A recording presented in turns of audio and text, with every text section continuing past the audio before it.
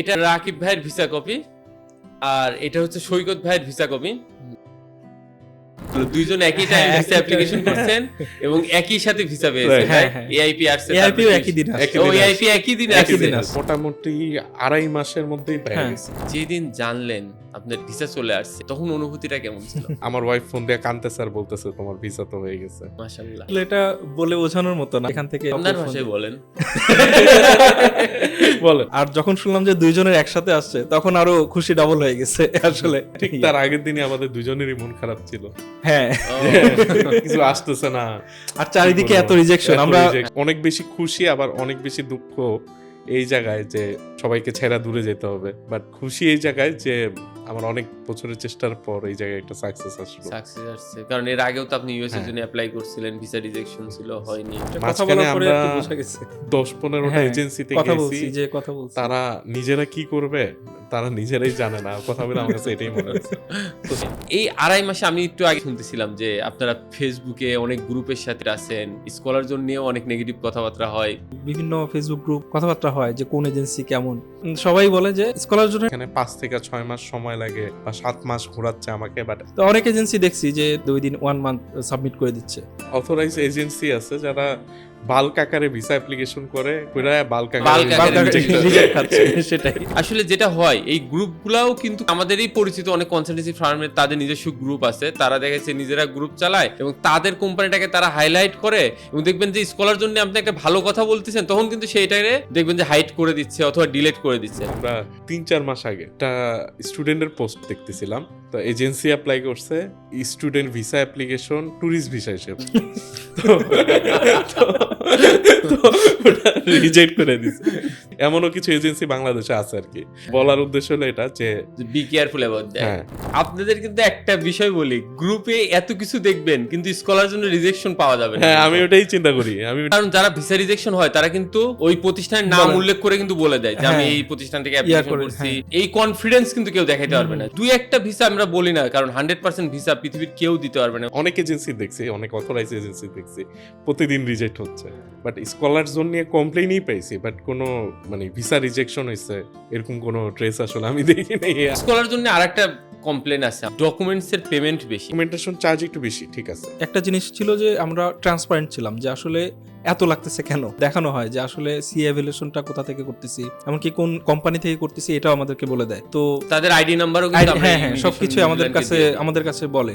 But আমার ভালো কিছু পাইতে হলে একটু পেমেন্ট করা লাগবে। আর স্কলার জোন ভাই এত বড় প্রতিষ্ঠান, এই 5-10 হাজার টাকার বিজনেস দিয়ে আসলে কিন্তু স্কলার জোন চলবে না রে ভাই। স্কলার জোন কিন্তু দুইটা অপশনই দেয়, চাইলে স্টুডেন্টরা নিজেরাও করতে পারে, চাইলে আমার অফিসের সাপোর্টও নিতে পারে। বাট আমরা যখন করি, আপনারা একটা জিনিস খেয়াল করেন, দেখেন আমরা আপনার ডকুমেন্টসের একটা দায়িত্ব নিয়ে করলাম, আল্লাহ না করুক কোনো কারণে ওই ডকুমেন্টসের কারণে আপনার ভিসাটা রিফিউজ হলো, আপনি তো স্টেটে সেই খন্দকারে ধরবেন যে ভাই টাকাটা তো আপনি নিছিলেন 5,000 টাকা নিয়ে এই ডকুমেন্টসটা করাইছেন। আমি যদি বলি যে না ভাই আপনি 10,000 টাকা দেন নাই, 5,000 টাকা দিচ্ছেন, এই জন্য আমি রাস্তা থেকে করে নিয়ে আসছি, তখন তো আমাকে বলবেন যে ভাই আপনার কাছে 10,000 টাকা দিতে কি সমস্যা ছিল? আমি যদি 40 লাখ টাকা 30 লাখ টাকা খরচ করে আমার ফ্যামিলি নিয়ে নিউজিল্যান্ডে যেতে পারি, আমি তো 5-10 হাজার টাকা দিতে পারতাম। ক্যাশ মেমোটা আমরা ফার্স্টে যখন সাবমিট করি স্কলার জন্য, তো এটা আমাদেরকে প্রায় 3 বার চেঞ্জ করাইছে স্কলার জোন থেকে। আপনি তো একটু বিরক্ত হয়েছে। মানে এটা বিরক্ত লাগার সাথে সাথে এটা সবচেয়ে ভালোও লাগছে। অন্যান্য এজেন্সিতে করে কি যে সমস্যা নেই আপনি এটা বানাই দিয়ে দেন। আপনি কি হ্যাপি আপনাদের এসওপি? এসওপি পরে আমার নিজেরই মনে হয়েছে যে অনেক সুন্দর হয়েছে। আসলে এসওপি দেখে মনে হয়েছে যে আমি নিজেই এত সাকসেসফুল, আমি নিজেই জানতাম না। অনেকে আবার চিন্তা করে যে ঠিক আছে একটা এআই দিয়ে তো আমরা লিখে ফেলতে পারি, প্লেজারিজমের কোনো ঝামেলা হবে না, হয়তো এটা তো 5 মিনিট লাগে, কেন স্কলার জোন একটা এসওপি লিখতে 2-3 দিন টাইম নিয়ে নেয়? এসওপির বিষয়ে একটা ইন্টারেস্টিং গল্প বলে আপনাদেরকে। আমার এমপ্লয়ি যে এসওপি লেখে, ও হচ্ছে টরন্টো ইউনিভার্সিটিতে পড়ালেখা করে আসছে, আপনাকে বলছিলাম কানাডার বেস্ট ইউনিভার্সিটি, এবং সে ফাইনেস্ট এসওপি লেখে। তো ওই এসওপি লেখে যখন আমার স্টুডেন্টকে দিচ্ছিল, স্টুডেন্ট কি করতেছিল, ওইটা চ্যাটজিপিটিতে আপলোড করতেছে, আপলোড করে বলতেছে এখানে কোথায় কোথায় ভুল আছে অথবা এখানে কোথায় কোথায় আরো ভালো করা যায় তুমি আমাকে জানাও। ওই এআই এসওপি আমাদের কাছে পাঠাচ্ছিল। এখন আমরা যখন ওই এসিপিটা যখন আমরা প্লেজারিজম চেক করতেছি দেখি 100% প্লেজারিজম ধরে কি 90% প্লেজারিজম, কি অবস্থা, ও তো নিজে নিজে লিখছে, সমস্যাটা কোথায়? তারপরে শুনলাম ওনার যে এসিপিটা আমরা দিচ্ছি ওটাও কি করতেছে বলেন তো, চ্যাট জিপিটিতে আপলোড করে দিচ্ছে। গুগল অথবা জেমিনি কোনো কিছু কিন্তু নিজে লিখতে পারে না, উনি যখন ওটা লোড করে দিচ্ছে 100% কিন্তু এসিপি ধরে ফেলতেছে। আই থিঙ্ক অনেক প্রতিষ্ঠান এটা জানেও না। আমাদের অফিসে খুবই অ্যাডভান্স এআই টুলস আমরা ইউজ করি, যেটাতে অ্যাডভান্স লেভেলের আপনার প্লেজারিজম চেক করা যায়। এটা কিন্তু অনেকের কাছে নাই, আমরা কিন্তু বাইরে থেকে কিনে নিয়ে আসছি। এটা খুবই জরুরি আসলে। না না, এটা ছাড়া তো আপনার ভিসাই হবে না, কারণ আপনি যদি 10% এর মোর হয় ভিসা রিফিউজ করে দিবে। বাংলাদেশে যারা ড্রাইভ করতে পারে ভাই, পৃথিবীর সব জায়গায় তারা ড্রাইভিং করতে পারে ভাই। বাংলাদেশে আপনি ড্রাইভিং করতে পারেন, তারপর নিউজিল্যান্ডে যে ড্রাইভ করা তো আপনি স্টিয়ারিং ধরে রাখার মতন। বাংলাদেশে যেহেতু আপনি জব পাইছেন, এখানে যেহেতু ক্যারিয়ার বিল্ড করতে পারছেন, নিউজিল্যান্ডে ঠিক ওই স্টিয়ারিং ধরে রাখার মতন। আমি একটা কথা সব সময় বলি, বলে যে ইমন ভাই কানাডা নাকি জবের পরিস্থিতি ভালো না। আমি বলছি ভাই কেউ তো ব্যাক করে না। এই যে স্কুলের বাচ্চাদের পাঠাই রে ভাই, এত বছর ধরে পাঠাচ্ছি, নোবডি ব্যাক। আমরা যে এরকম আসলে একটু হিংসুটে টাইপের আর কি, যদি এরকম হয় বলবে যে না নিউজিল্যান্ডে আরো 5 বছর আগে আমি যখন আসছি তখন তো অনেক সহজ ছিল রে ভাই, এখন তো অনেক কঠিন হয়ে গেছে ভাই। এই স্টোরিগুলো আমরা অনেক শুনছি, এই স্টোরিগুলো এখনো শুনবো, আজ থেকে 5 বছর পরেও শুনবো। ইনশাল্লাহ নিউজিল্যান্ডে দেখা হবে। কোনো প্রতিষ্ঠান থেকে কোনো একটা কান্ট্রির যদি আপনার যদি রিজেকশন থাকে, রিজেকশন ফাইলে ভিসা করাতে কিন্তু স্কলার জোন খুবই বেশি স্পেশালাইজড। আপনার আইএলটিএস রেজাল্ট কত ছিল আপনি যখন ভিসা অ্যাপ্লিকেশন করেন? আমার 6.5 ছিল। 6.5, no band less than 6, right? আপনার? জি আমারও 6.5। উনি একমাত্র যে হচ্ছে ভিসা পাওয়ার পরে আইএলটিএস।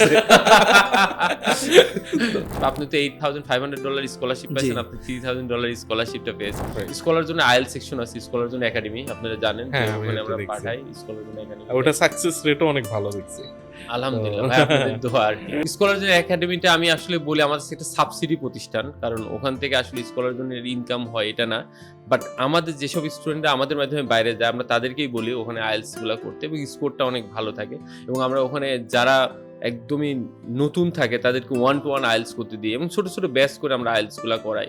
চেষ্টা করি যে আসলে যারা ড্রিম নিয়ে আসে যেন ড্রিমটা পারফেক্টলি ফুলফিল করতে পারে আমাদের এখানে। আপনি জানেন যে স্কলার জন্য একটা বড় দক্ষতা আছে স্কুলিং ভিসা করার ক্ষেত্রে, যেটা বাংলাদেশের আর কারণ নাই কোনো এজেন্সিতে নেই। এবং এই স্কুলিং ভিসাটা হচ্ছে সবচেয়ে ডিফিকাল্ট চ্যালেঞ্জিং কাজ, কারণ ওখানে কিন্তু ফুল ফ্যামিলি ভিসা করতে হয়। নিউজিল্যান্ডে আসলে অনেকগুলো অ্যাডভান্টেজ আছে, আমরা জানি যে আপনার ফ্যামিলি নিয়ে যেতে পারতেছেন, স্পাউস ওপেন ওয়ার্ক পারমিট পাচ্ছে, আপনি ওখানে স্কলারশিপ পেয়েছেন, 25 আওয়ার জব করতে পারতেছেন, চাইল্ড এডুকেশনটা ফ্রি, স্পাউস ওখানে ফুল টাইম জব করতে পারবে, দেন আপনার ডিরেক্ট রেসিডেন্সি আছে, পড়ালেখা শেষ করে জব পাওয়ার সাথে সাথে অ্যাপ্লাই করে দিতে পারবেন। আপনি এখানে যে এডুকেশনটা নিয়ে গেছেন ওই এডুকেশনটা ওখানে অ্যাকসেপ্টেবল, আপনি যে এক্সপিরিয়েন্সটা নিয়ে যাচ্ছেন ওই এক্সপিরিয়েন্সের পেপারসটা ওখানে অ্যাকসেপ্টেবল। অল টুগেদার যদি মাস্টার্সের জন্য আপনি প্যাকেজ চিন্তা করেন, undoubtedly New Zealand is the best option. Hello, Assalamualaikum. Imon Khondokar, CEO of Scholar Zone. We have a podcast today, Scholar Zone podcast. আজকে আমাদের সাথে গেস্ট আছে রাকিব হাসান সাজিদ ভাই এবং মাহবুবুল ইসলাম সৈকত ভাই। দুইজনে আসলে আমার অনেক প্রিয়, অনেক দিন ধরে তাদের সাথে সম্পর্ক। প্রথম দিন না দ্বিতীয় দিনে আমার সাথে দেখা করে, ওই টাইম থেকে দেখা যাচ্ছে টাইম টু টাইম তাদের সাথে দেখা হইতো। এখানে তারা মাস্টার্স করতে যাচ্ছে। আজকে আমরা যখন কিছুক্ষণ আগে কথা বলতেছিলাম বাংলাদেশে তাদের প্রোফাইলটা কি, তারা ওখানে কিভাবে সাবজেক্ট সিলেকশন করলো, কোন ইনস্টিটিউটে যাচ্ছে, কেন ইউনিভার্সিটি নয় ইনস্টিটিউটে যাচ্ছে, কোন সিটিতে নিউজিল্যান্ডে যাচ্ছে, প্লাস নিউজিল্যান্ডে তাদের ফিউচার প্ল্যান কি, এখানকার এক্সপিরিয়েন্স তারা ওখানে কিভাবে কাজে লাগাবে। সবচেয়ে বড় বিষয়টা হচ্ছে তারা নিজেরা আসলে অনেক গ্রাউন্ড ওয়ার্ক করছে এবং ইচ অ্যান্ড এভরি স্টেপে তারা আসলে ইনভলভ ছিল। সবসময় আমি বলি অনেক কিছু, আজকে আমরা তাদের কাছে শুনবো। ওয়েলকাম রাকিব হাসান সাজিব ভাই এন্ড মাহবুবুল ইসলাম সৈকত ভাই। How are you brother? Good, very good. Actually আমরা হচ্ছে এখানে যখন থেকে জয়েন করছি তখন থেকেই আর কি আপনাদের সাথে কানেক্টিভিটি ছিল। আমাদের জার্নিটা অনেক স্মুথ ছিল আসলে বলতে গেলে। আমরা হচ্ছে শুরু করি 2025-এর নভেম্বরে আমরা ফার্স্ট হচ্ছে আপনাদের সাথে কানেক্ট হই। তো ফার্স্টে আমরা অনেক ইয়াই দেখেছি, আমরা অনেক এজেন্সিতে খোঁজখবর নেওয়ার পরে তো আমাদের কনফিডেন্টটা আসে আপনাদের হচ্ছে মেনলি স্কুলিং ভিসাটা দেখে। আমরা দেখছি যে বাংলাদেশি স্কুলিং ভিসা নিয়ে অনেক কম এজেন্সি কাজ করে। তো এটাতে দেখলাম যে স্কুলিং ভিসাতে কিন্তু অনেক ডকুমেন্টেশনের ব্যাপার থাকে, যেটা হচ্ছে অন্য এজেন্সি আসলে মানে সাধারণত কাজ করে না। তো আপনাদের ভিসা রেশিও দেখলাম যে স্কুলিং ভিসাতে অনেক বেশি। তো এখানে আমাদের একটা কনফিডেন্ট গ্রো করে যে আসলে ডকুমেন্টেশনে হয়তো আপনাদের অনেক এক্সপার্ট। আমাদের মেইন এই সিলেকশনে এজেন্সিটা সিলেকশনের কারণ ছিল আপনাদের স্কুলিং ভিসা। তো আমি রিসার্চ করে যেটা দেখছি যে মানে আপনার স্কুলিং ভিসার ডকুমেন্টেশন করা সবচেয়ে কঠিন আর কি। সবচেয়ে কঠিন, সবচেয়ে টাফ। তো যেহেতু আপনারা এই কাজটা অলরেডি করতেছেন, তো আমি এটা ধরেই নিছি যদি আমাদের ভিসা হয় তাহলে এই জায়গা থেকেই হবে।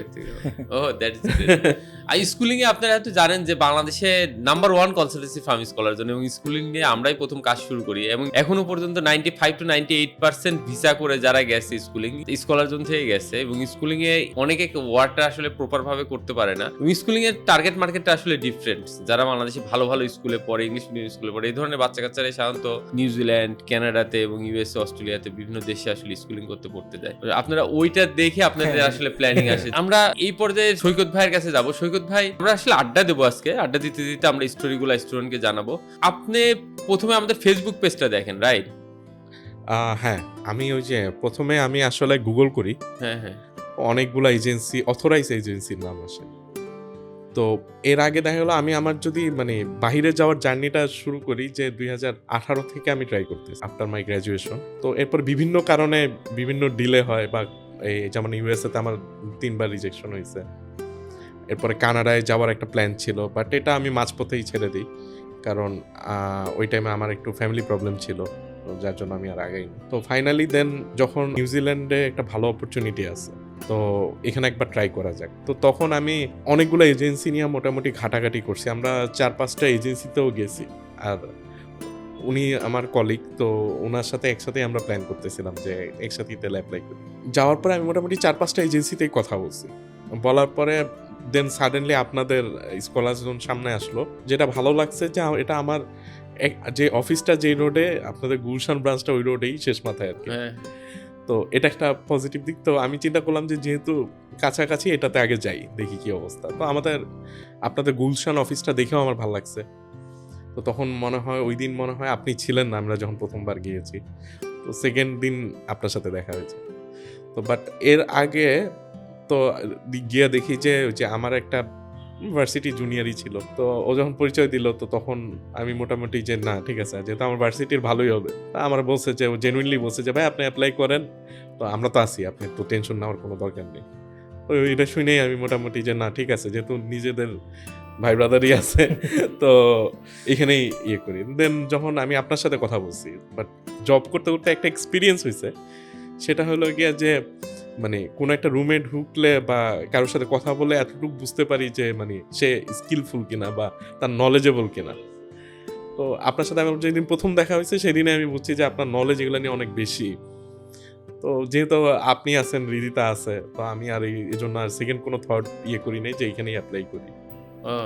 এটাও একটা কারণ ছিল। আসলে আমরা কয়েকটা এজেন্সির সাথে কথা বলার পরে আমরা এটা বুঝতে পারছি যে আমরা কনফিডেন্টটা আপনাদের কাছে পাইছি আর কি, ডকুমেন্টেশন নিয়ে সবকিছু নিয়ে আর কি। তো যেটা আমরা অন্য জায়গায় পাইনি। প্লাস হচ্ছে ব্যাংক মানে fund of swords of fund এগুলো নিয়েও কথাবার্তা হয়েছিল। তো যেটা আপনাদের এখানে এসে মানে আমাদের কাছে কনফিডেন্টটা বাড়ে।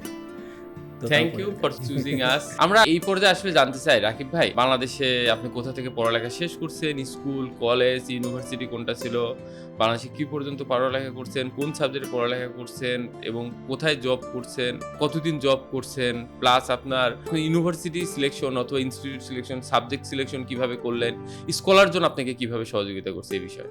পড়ালেখা করেছি, আমার এসএসসি ছিল হচ্ছে পাবনা জেলা স্কুলে 2010-এ, আর এইচএসসি ঢাকা মাইলস্টোন কলেজে 2012-তে। এরপরে আমার গ্র্যাজুয়েশন হয় 2019-এ। এরপরে আমি হচ্ছে কমটেক নেটওয়ার্ক সিস্টেমে 2020-এ জয়েন করি as a system support engineer. এরপরে ওখানে আমি 5 বছর ওখানে জব করি। আর আমার হচ্ছে 5 বছর পরে আমি হচ্ছে 2025-এর লাস্টে আমি সব ডকুমেন্টস রেডি করার পরে আমি মানে থিঙ্ক করি যে নিউজিল্যান্ডের জন্য আমার এই কলিগের সাথে কথা বলতে আপনার হয়। গ্রামের বাড়ি কি পাবনা? পাবনা, হ্যাঁ। আপনি তো আমার এলাকার মানুষ। আচ্ছা আচ্ছা, হ্যাঁ, পাবনা সদরেই আমার বাসা। তাই নাকি? হ্যাঁ। সদরে কোথায়? টার্মিনাল, পাবনা টার্মিনালে। ও, অনেক যাই, আমার নানির বাড়ি। ও আচ্ছা। আর ঈশ্বরদীতে আমাদের বাসা। ও আচ্ছা, ঈশ্বরদী আচ্ছা। নাটোরে, হ্যাঁ, হ্যাঁ, একদম। পাবনা থেকে তো আধা ঘন্টার। হ্যাঁ হ্যাঁ, একদম কাছে, ভেরি একদম নিয়ার। কাছে। তো আমরা দুইজন মিলে আসলে শুরু করি যে আমরা চিন্তা ভাবনা একসাথেই শুরু করি যে অ্যাপ্লাই করি তাহলে। তো অনেক দেশ আমরা চিন্তা করছিলাম, তো সবকিছু চিন্তা ভাবনা করে দেখলাম যে নিউজিল্যান্ডের ফ্যাসিলিটিসটা অন্যান্য দেশ থেকে একটু বেটার মনে হয়েছে আমাদের কাছে।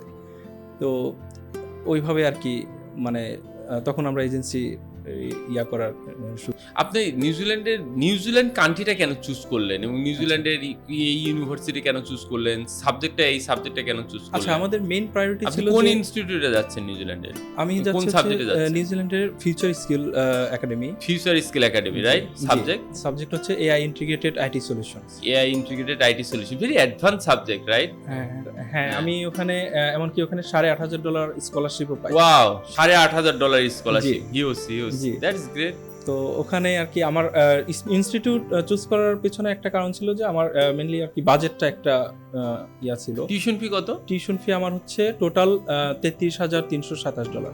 $33,327 আফটার স্কলারশিপ? 18 মাসে আফটার ও মানে টোটাল 1.5 বছরে 33,000। 33,000, তাহলে তো খুবই কম। মানে আপনি যদি কম্পেয়ার টু আদার্স ইনস্টিটিউট চিন্তা করেন, ইউনিভার্সিটি চিন্তা করেন, তাহলে টিউশন ফি অনেক রিজনেবল। জি অনেক অনেক। এবং আপনার এই সাবজেক্টটা মনে হয় রিসার্চ বেসড সাবজেক্ট, রাইট? হ্যাঁ, রিসার্চ বেসড আছে কিছু, আর হচ্ছে industry oriented. Research based integrated, right? হ্যাঁ, রিসার্চ বেসড ইন্টিগ্রেটেড আছে। আর প্লাস আরেকটা প্লাস পয়েন্ট হচ্ছে এরা হচ্ছে ইন্ডাস্ট্রি ওরিয়েন্টেড, মানে স্টুডেন্টের গ্র্যাজুয়েশনের সাথে সাথে এরা হচ্ছে কানেক্টিভিটিটা ইন্ডাস্ট্রির সাথে ভালো, মানে ওদের একটা টিমই থাকে যে ইন্ডাস্ট্রির সাথে ওরা কানেক্টেড থাকার কারণে পরবর্তীতে আপনি জবের জন্য একটা প্লাস একটা। ফিউচার স্কিল সম্পর্কে আরো কিছু বলবেন যে ফিউচার স্কিলে মানুষ কেন যাবে, আপনি কেন যাচ্ছেন ফিউচার স্কিলে? ফিউচার স্কিল একটা প্লাস পয়েন্ট হচ্ছে ওদের মেইন ক্যাম্পাস হচ্ছে অকল্যান্ড ইন্টারন্যাশনাল ক্যাম্পাস যেটা। তো ওখানে আমার বাজেটটাও হচ্ছে মোটামুটি রিজনেবলের মধ্যে। আর পড়াশোনার গ্র্যাজুয়েশনের পরে আমি হচ্ছে হ্যান্ডস অন এক্সপিরিয়েন্স পাবো ওখান থেকে, যেটা হচ্ছে অন্যান্য ইয়াতে দেখা যায় যে মানে লিটারালি যেরকম হচ্ছে বাংলাদেশে থিওরি বেস থাকে পড়াশোনা, যেটা হচ্ছে ওখানে ইন্ডাস্ট্রি ওরিয়েন্টেড। এখানে আরেকটা বিষয় বলি যে ওনার ফিউচার স্কিলের আমি কোর্স আউটলাইনগুলো দেখি, তো এটা আসলে মোস্ট অ্যাডভান্স সিলেবাসের মধ্যে একটা অকল্যান্ডের যদি আমি চিন্তা করি। তো ওরা যেই টার্গেট নিয়ে স্টুডেন্টদের পড়াচ্ছে এখন, তো ওইটা জাস্ট রিসেন্টলি এই টেকনোলজিগুলো বের হয়েছে। আর রিসেন্ট আপনার ওয়ার্ক লাইফের সাথে আপনার ওই স্টাডি প্যাডটা সরাসরি মিলে যায়। যেমন আমরা যে আইটি কোম্পানি, আমরা যেভাবে কাজ করি, যেমন এখন আমরা মেশিন লার্নিং, এআই, ক্লাউড এইসব জিনিসপত্র নিয়ে কাজ করি। তো ওই সিলেবাসগুলো দেখে দেখলাম যে আমাদের কাজের মধ্যেই আছে ওগুলা, আমাদের এক্সপেরিয়েন্সের সাথে ম্যাচ করে। মানে আপনার যে এক্সপেরিয়েন্স গ্যাদার করছেন ওটা খুব সিমিলারলি এই সাবজেক্টটা ম্যাচ করে এবং ফিউচার স্কুলের সাবজেক্টটা বেশি ম্যাচ করে। যে এই সাবজেক্টটা চুজ করলেন কেন? আরো তো অনেক সাবজেক্ট ছিল, এই যে এআই ইন্টিগ্রেটেড আইটি, এই সাবজেক্টটা চুজ করলেন কেন? আসলে রিসেন্ট ইয়ারে তো আমরা দেখছি যে এআই এর একটা ভালো মার্কেটে একটা ডিমান্ড গ্রো হচ্ছে সারা ওয়ার্ল্ড ওয়াইড। তো আমি হচ্ছে এটা একটা কারণ ছিল এআই ইন্টিগ্রেটেড আইটি, যে আমি মার্কেটের সাথে যদি আমি হচ্ছে আমার ফিউচারটা ইয়া করি, তাহলে আমি হচ্ছে এটার সাথে অ্যালাইন থাকবো। মানে রিসেন্ট মার্কেটের কম্পিটিশনের সাথে আমার হচ্ছে ফিউচার, মানে আমার ক্যারিয়ারটা আর কি অ্যালাইন থাকবে, বেটার ক্যারিয়ার হবে ইন ফিউচার। মানে আপনি যে ইনভেস্টমেন্ট অফ রিটার্ন আরওআইটা অনেক ভালো থাকবে এবং ফিউচারটা অনেক সিকিউর থাকবে। এই সাবজেক্টটা তো গ্রিন লিস্টেড সাবজেক্ট, রাইট? মানে ডিরেক্ট রেসিডেন্সি। আমি গ্র্যাজুয়েশনের পরে যদি আমার হচ্ছে অ্যাক্রিডিটেড এমপ্লয়ার একটা জব সিকিউর করতে পারি, তাহলে আমি ডিরেক্ট রেসিডেন্সি অ্যাপ্লাই করে দিতে পারবেন। আমি বুঝতে পারলাম যে আপনি কেন এই সাবজেক্ট সিলেকশন করছেন। লোকেশন একটা বড় বিষয়, টিউশন ফি একটা বড় বিষয়, আপনি ওখানে স্কলারশিপ পাইছেন, লাইফের যে এক্সপিরিয়েন্স গ্যাদার করছেন, সাবজেক্ট মডিউলের সাথে খুব ভালো যাচ্ছে, এই জন্য আপনি সাবজেক্ট সিলেকশন করছেন, সব মিলে আপনি একটা প্যাকেজ পাইছেন। আমি এবার জানতে চাই যে আরো তো কান্ট্রি ছিল, অস্ট্রেলিয়া ছিল, ইউকে ছিল, ইউএসএ ছিল, কানাডা ছিল, আপনার যে প্রোফাইল, আইএলটিএস যে স্কোর প্লাস আপনার ফাইন্যান্সিয়াল যে প্রোফাইল, যে কোনো কান্ট্রিতে যেতে পারতেন। ওয়াই নিউজিল্যান্ডকে কেন চুজ করলেন? আসলে সব কান্ট্রি কম্পারেটিভলি আমার কাছে মনে হয়েছে যে নিউজিল্যান্ডে পিআর প্রসেসটা একটু ইজি, মানে আলটিমেট গোল হচ্ছে পিআর, রাইট? ওখানে সেটেল ডাউন করা, রাইট। আমি যেন গ্র্যাজুয়েশনের পরপরই দেখা যাচ্ছে অন্যান্য কান্ট্রিতে হয় কি, আমার হচ্ছে গ্র্যাজুয়েশনের পরে একটা নির্দিষ্ট টাইম আমাকে হচ্ছে জব দেখাইতে হবে, যে এত বছর আমাকে জব করে এরপরে আমি হচ্ছে রেসিডেন্সি অ্যাপ্লাই করতে পারবো। বাট নিউজিল্যান্ডে এটা হচ্ছে এরকম কোনো লিমিটেশন নাই। আমি জাস্ট হচ্ছে একটা জব স্কিল জব পাওয়ার পরে আমি ডিরেক্ট রেসিডেন্সে অ্যাপ্লাই করতে পারতেছি। নিউজিল্যান্ডে আসলে অনেকগুলো অ্যাডভান্টেজ আছে। আমরা জানি যে আপনার ফ্যামিলি নিয়ে যেতে পারতেছেন, স্পাউস ওপেন ওয়ার্ক পারমিট পাচ্ছে, আপনি ওখানে স্কলারশিপ পেয়েছেন, 25 আওয়ার জব করতে পারতেছেন, চাইল্ড এডুকেশনটা ফ্রি, স্পাউস ওখানে ফুল টাইম জব করতে পারবে, দেন আপনার ডিরেক্ট রেসিডেন্সি আছে, পড়ালেখা শেষ করে জব পাওয়ার সাথে সাথে অ্যাপ্লাই করে দিতে পারবেন। আপনি এখানে যে এডুকেশনটা নিয়ে গেছেন ওই এডুকেশনটা ওখানে অ্যাকসেপ্টেবল, আপনি যে এক্সপিরিয়েন্স এক্সপিরিয়েন্সটা নিয়ে যাচ্ছেন, ওই এক্সপিরিয়েন্সের পেপারসটা ওখানে অ্যাকসেপ্টেবল, অল টুগেদার যদি মাস্টার্সের জন্য আপনি প্যাকেজ চিন্তা করলে undoubtedly New Zealand is the Right, best right. Option. Right. আমরা এই পর্যায়ে আসলে সৈকত ভাইয়ের কাছে যাব। রাকিব ভাইয়ের স্টোরিটা আমরা প্রাইমারি স্টোরিটা শুনলাম, সৈকত ভাই আপনার স্টোরিটা শুনতে চাই। আচ্ছা, আমি 2009 সালে এসএসসি পাস করেছি কোথা থেকে? উত্তরা হাই স্কুল থেকে। দেন 2011 সালে আমার এইচএসসি কমপ্লিট হয়েছে মাইলস্টোন কলেজ। আফটার দ্যাট আমার নর্থ সাউথে ভর্তি হয়েছি। তো এখান থেকে গ্র্যাজুয়েশন করেছি ট্রিপলির উপর 2017 লাস্টে। দেন আমি 18 থেকে কন্টিনিউস আমি এখন যে কোম্পানিতে আছি 9 বছর এখানেই আছি, Comtech same network company. Same company. কি নাম কোম্পানি? এটার নাম কমটেক নেটওয়ার্ক সিস্টেম।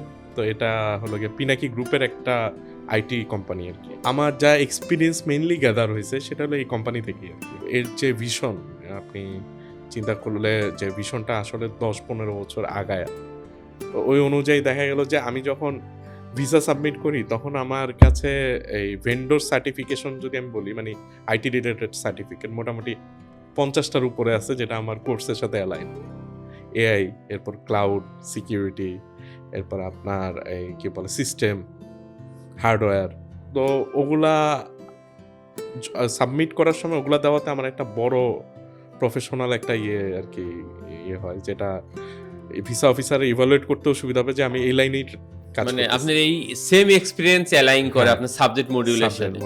তো মোটামুটি সাবজেক্টটা যা আছে এগুলা আমি অলরেডি অনেকগুলো কোর্সই করে রাখছি, তো যেটা আমার জন্য অনেক ইজি হবে।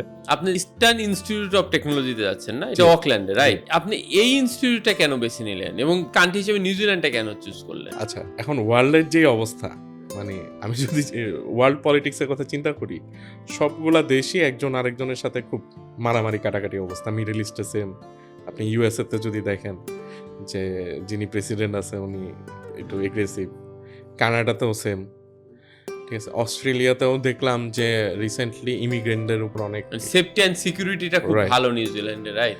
আর এটা একটু ওয়ার্ল্ড থেকে একটু ডিটাচ, তো এতে কোনো গ্যাঞ্জাম নাই, কোনো কিছু নাই। তো হ্যাঁ, নিউজিল্যান্ডে এট এনি ইন্ডেক্স আমি বলি, হ্যাপিনেস ইন্ডেক্স হ্যাঁ। বলেন, সেফটি সিকিউরিটি ইন্ডেক্স বলেন, কোয়ালিটি অফ এডুকেশন বলেন, Work-life তারপরে balance. আপনার ওয়ার্ক লাইফ ব্যালেন্স বলেন, হেলথ সিকিউরিটি বলেন, এট এনি ইন্ডেক্সে ওয়ার্ল্ডে নিউজিল্যান্ড 1 থেকে 5 এর মধ্যে আছে। হ্যাঁ, এটা হলো একটা সবচেয়ে বড় রিজন ছিল যে আপনার আসলে হ্যাঁ। নিউজিল্যান্ড চয়েস করার। আর তার উপর eastern institute of technology select করার একটা কারণ হলো যে এই ইউনিভার্সিটির যে কোর্স কারিকুলাম এটাও আপডেটেড। তো আমি আমার সাবজেক্ট রিলেশনের সাথে কোর্স আউটলাইন যদি মিলাই, আমি মোটামুটি আমার ট্র্যাকেরই থাকে 80%। তো যেটা আমার মিসম্যাচ হয় সেটা হলো কি, এখানে ধরেন ম্যানেজমেন্টের কিছু কোর্স আছে যেগুলো আমি আসলে জানি না। তো অ্যাজ এ ম্যানেজার এটা আমার আগেই জানা উচিত ছিল, তো ওগুলো আমার ফুলফিল হয়ে যায় ওইখানে। আপনার সাবজেক্টটা কোনটা?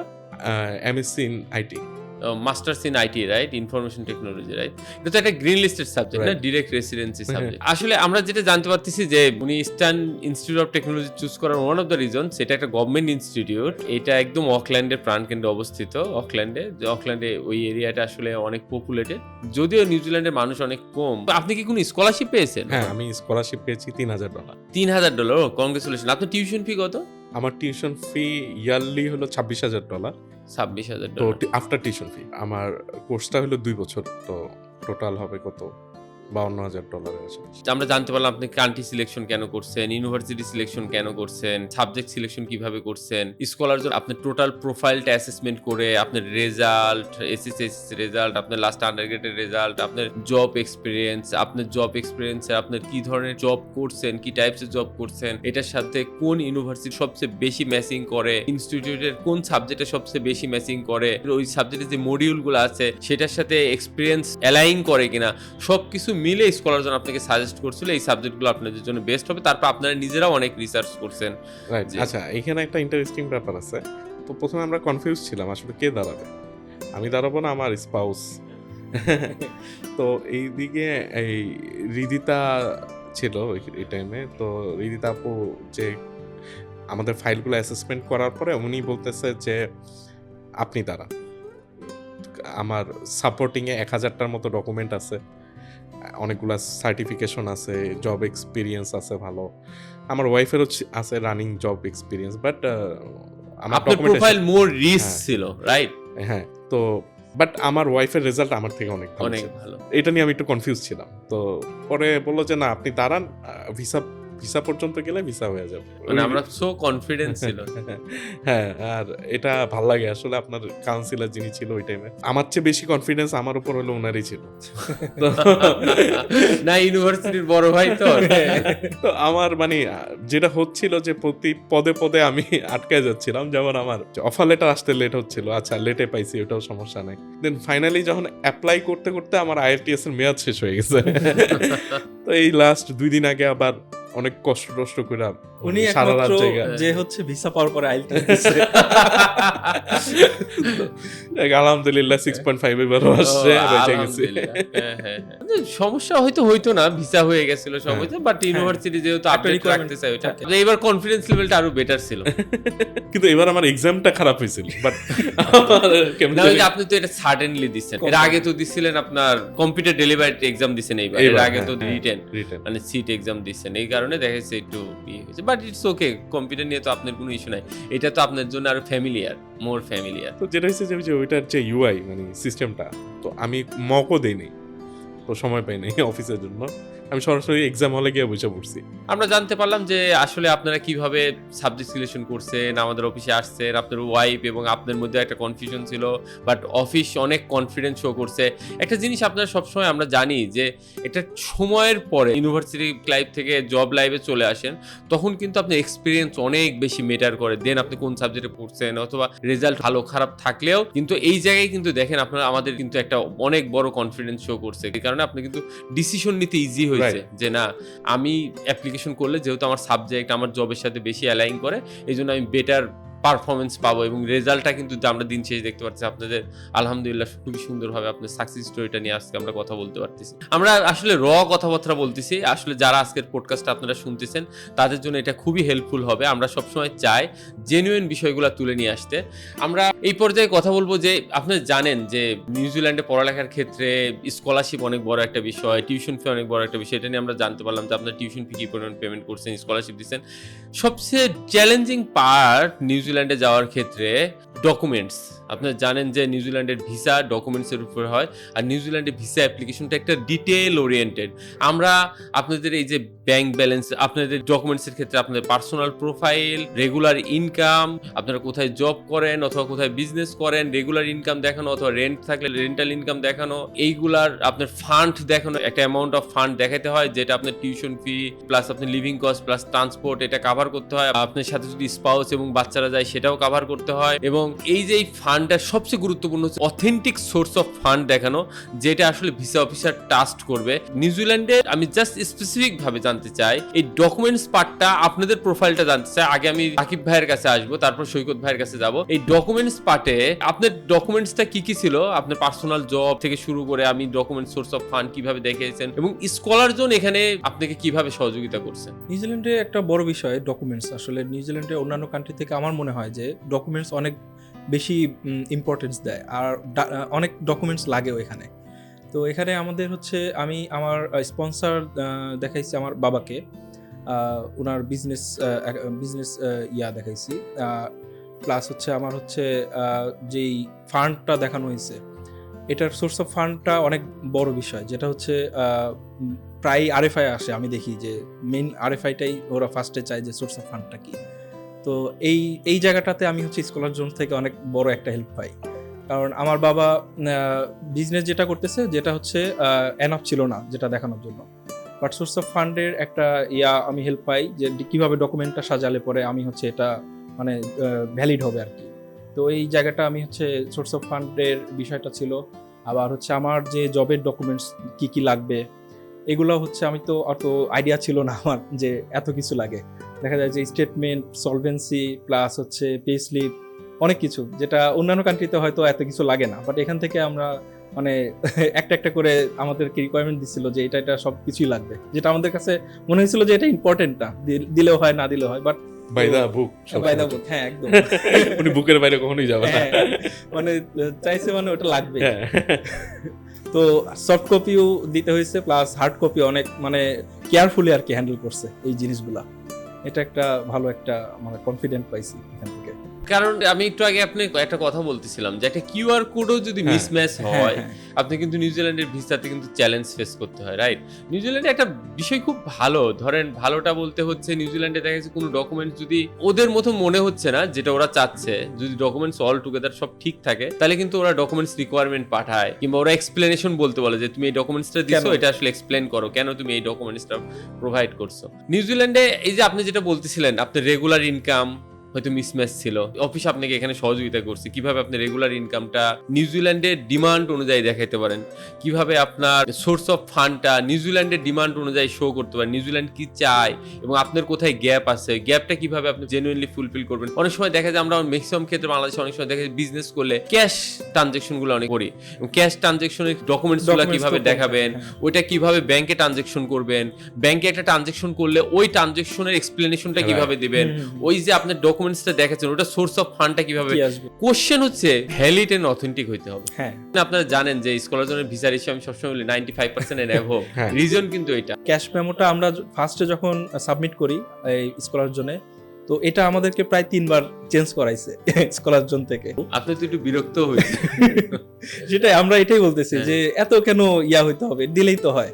বাট আসলে পরে বুঝলাম যে না, এটা আসলে অ্যাকুরেট হতে হবে, জেনুইন হইতে হবে। পরে গিয়ে দেখছি যে এইসব রিজনে অনেক ভিসা রিজেক্ট হয়েছে, মানে ছোট থেকে ছোট ম্যাটারে। যেমন আপু যেগুলো জোর দিয়ে দিয়ে বলতেছিল যে এটা আমার লাগবে, এটা আমার লাগবে, এটা আমার এভাবে দিতে হবে, আর সব সময় মানে সবকিছু অথেন্টিক চাইছে। অন্যান্য এজেন্সিতে করে কি যে সমস্যা নেই আপনি এটা বানাই দিয়ে দেন, কিন্তু মানে এটা বিরক্ত লাগার সাথে সাথে এটা সবচেয়ে ভালোও লাগছে যে উনি আমাদের পুশ করে করে এই পর্যন্ত নিয়ে আসছে, মানে যেহেতু আমরা অফিস করি তো আমাদের সময়টা থাকে আসলে রাতে, তো আমরা সারা রাত জেগে টেগে এগুলা কারো একজনকে দিয়া এগুলা ম্যানেজ করে। যেমন আমার বাড়িতে পাঠানো লাগছে অনেক কিছু, বাড়ি থেকে আমার ওই যে ফ্যামিলি সার্টিফিকেট, ক্যারেক্টার সার্টিফিকেট এগুলা কালেক্ট করা লাগছে।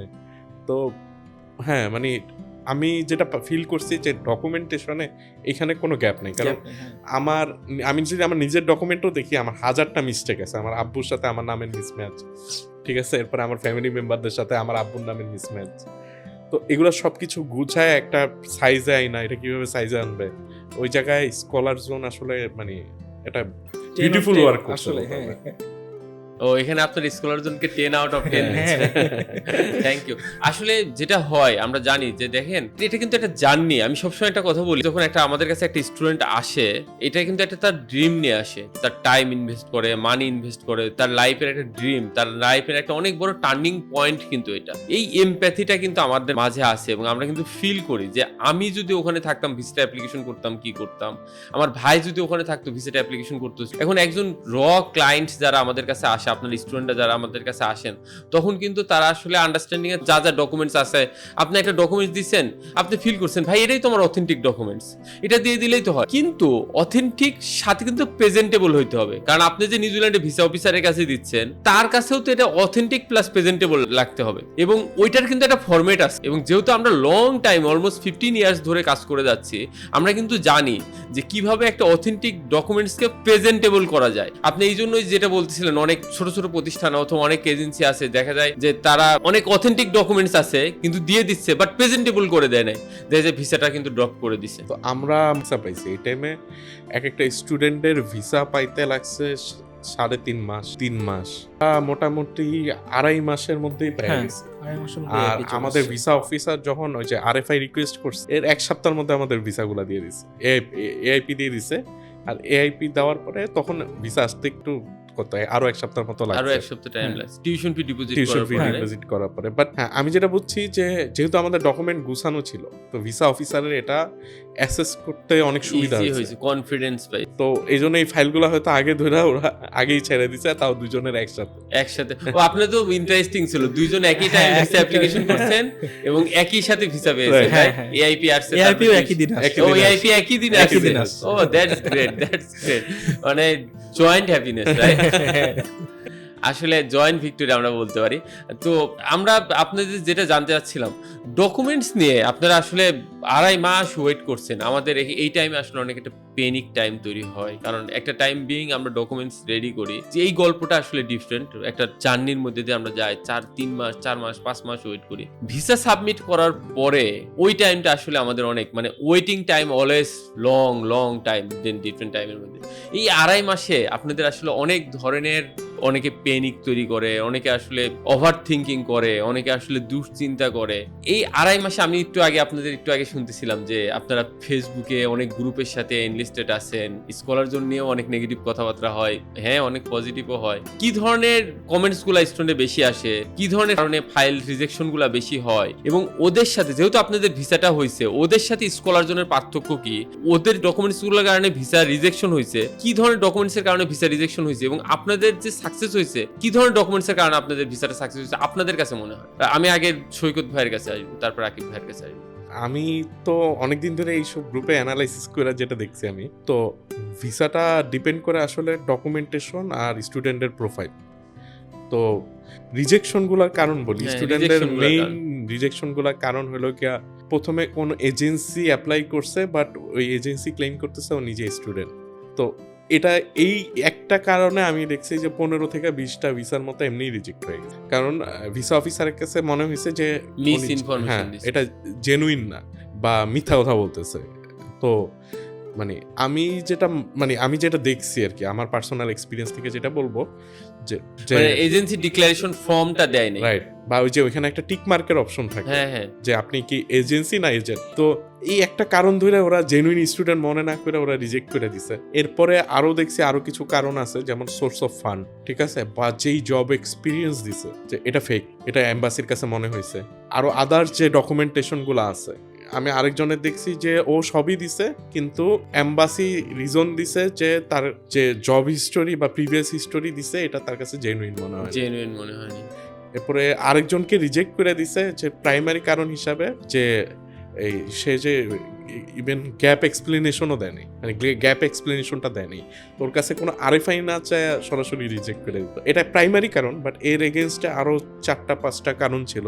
সোর্স অফ ফান্ড নিয়ে তার কোশ্চেন ছিল, বড় বড় ট্রানজাকশন হয়েছে, এটা কিসের বেসিসে দিচ্ছে। এরপরে যে ট্রেড লাইসেন্স দিচ্ছে বা যেই বিজনেসের দেখাচ্ছে বা যে জবের দেখাচ্ছে, এটার আরো ইনফরমেশন দরকার ছিল, বাট এম্বাসি বা ওই ভিসা অফিসার এটা পায় নাই। তো এইসব কারণে আমি দেখছি যে মানে আগে যেটা হইতো যে এম্বাসিতে রাশ কম থাকতো, তো একজন ভিসা অফিসারে কিছু লাগলেও চায়নি, বাট এখন যেহেতু মানে এত স্টুডেন্ট এখান থেকে অ্যাপ্লাই করতেছে, ভিসা অফিসারের কাছে অত সময় থাকে না।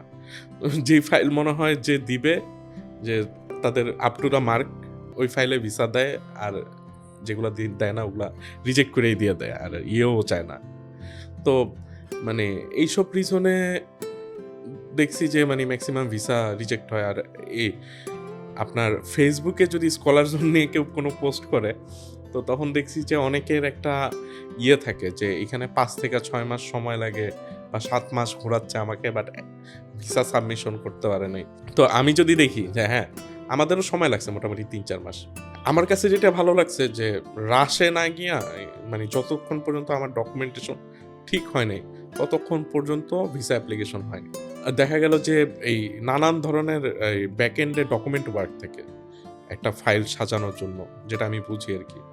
তো এগুলো যদি প্রপারলি সাবমিট না করা হয়, আমি যদি 5 দিন 10 দিন পরে ভিসা সাবমিশনে চলে যাই, আলটিমেটলি তো আমার ভ্যালু জিরো। আর এতদিন পর্যন্ত যেই মানি বা যে টাইমটা ইনভেস্ট হয়েছে পুরোটাই লস। তো সেই ক্ষেত্রে আমি বলবো যে টাইম নিছে, it's okay for me, visa হয়েছে এটা হলো আমার আলহামদুলিল্লাহ আর কি। আসলে যেটা হয় সৈকত ভাই, স্টুডেন্টের যেসব কারণে ভিসা রিজেকশন হয়, আপনি যেটা বলতেছিলেন যে প্রপার এক্সপ্লেনেশন না দেওয়া, প্রপার গ্যাপ এক্সপ্লেনেশন না দেওয়া, তার সাবজেক্ট এবং ইউনিভার্সিটি প্রপার ভাবে অ্যালাইনমেন্ট না করা, মিসম্যাচ থাকা, তার সোর্স অফ ফান্ডটা ক্লিয়ার ভাবে না দেওয়া, তারপর ট্রানজেকশন গুলা প্রপার ভাবে এক্সপ্লেন না করা, কোথাও যদি তার নাম থেকে শুরু করে তার জবের টাইম ডিউরেশন গুলা, তার জবের নট অনলি এক্সপিরিয়েন্স কাগজ, তার অ্যাপয়েন্টমেন্ট লেটার এবং অ্যাপয়েন্টমেন্ট লেটার অনুযায়ী তার হচ্ছে স্যালারি, এইগুলা যদি কোথাও মিসম্যাচ করে এবং সেক্ষেত্রে কিন্তু ভিসা রিজেকশন করে দেয়। আসলে আমরাও জানি স্কলার জন্য কি ধরনের গ্রুপ হয়। আসলে যেটা হয় এই গ্রুপগুলাও কিন্তু কোনো না কোনো কনসালটেন্সি ফার্ম রান বাই কোনো না কোনো কনসালটেন্সি ফার্ম, এবং এইটা দেখা যায় আমাদেরই পরিচিত অনেক কনসালটেন্সি ফার্মের তাদের নিজস্ব গ্রুপ আছে, তারা দেখা যাচ্ছে নিজেরা গ্রুপ চালায় এবং তাদের কোম্পানিটাকে তারা হাইলাইট করে, এবং দেখবেন যে স্কলার জন্য আপনি একটা ভালো কথা বলতেছেন তখন কিন্তু সেইটাকে দেখবেন যে হাইড করে দিচ্ছে অথবা ডিলিট করে দিচ্ছে। আবার কেউ একজন সে একটি নেগেটিভ কথা বললো যে স্কলার জন্য টাইম বেশি নাই, তখন দেখবেন ওইটারে আবার হাইলাইট করে দিচ্ছে অথবা সামনে নিয়ে যাচ্ছে। আসলে আমরা বুঝি যারা আসলে বাইরের দেশে পড়তে যাচ্ছে তারা এইটুকু স্মার্ট যে বুঝার জন্য। কোশ্চেনটা হচ্ছে আপনি আমাদের পেজে ঢুকলে দেখতে পারবেন আমাদের কিন্তু ভিসা সাকসেস রেশিও সবসময় আমরা যেটার উপরে ফোকাস করি, আলটিমেট গোল কি একজন স্টুডেন্ট আমাদের কাছে আসলে তার কিন্তু সাকসেস। আমাদের কিন্তু ভিসা সাকসেস রেশিও আনডাউটেডলি অনেক অনেক হাই। আপনি যে বাংলাদেশের যে কোনো কনসালটেন্সি ফার্মের সাথে আপনারা কিন্তু দেখতে পারেন যে ভিসার দিক থেকে স্কলার জন্য not only one of the best, definitely best. হ্যাঁ, এখানে যেভাবে আপনারা যেই প্রসেস, যেভাবে একটা স্টুডেন্টকে টাইম দিয়ে অ্যাপ্লাই করেন, তো আসলে মানে ফেলিয়ার মানে সাকসেস বেশি না হইলেই আমি অবাক হইতাম, না হলে অবাক তো মানে বিসাইড দ্যাট আমি যদি বলি যে একটা এজেন্সির মূল উদ্দেশ্য থাকা উচিত ভিসা পাওয়া একটা স্টুডেন্ট যখন যায়।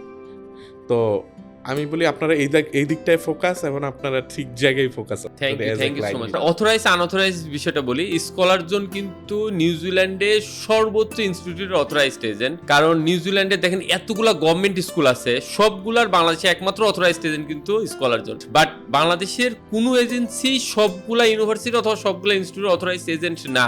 স্টুডেন্টের নলেজের জন্য বলি যে অফার লেটার এবং ভিসা, ইউনিভার্সিটি এবং ভিসা কিন্তু দুইটা সেপারেট পার্ট।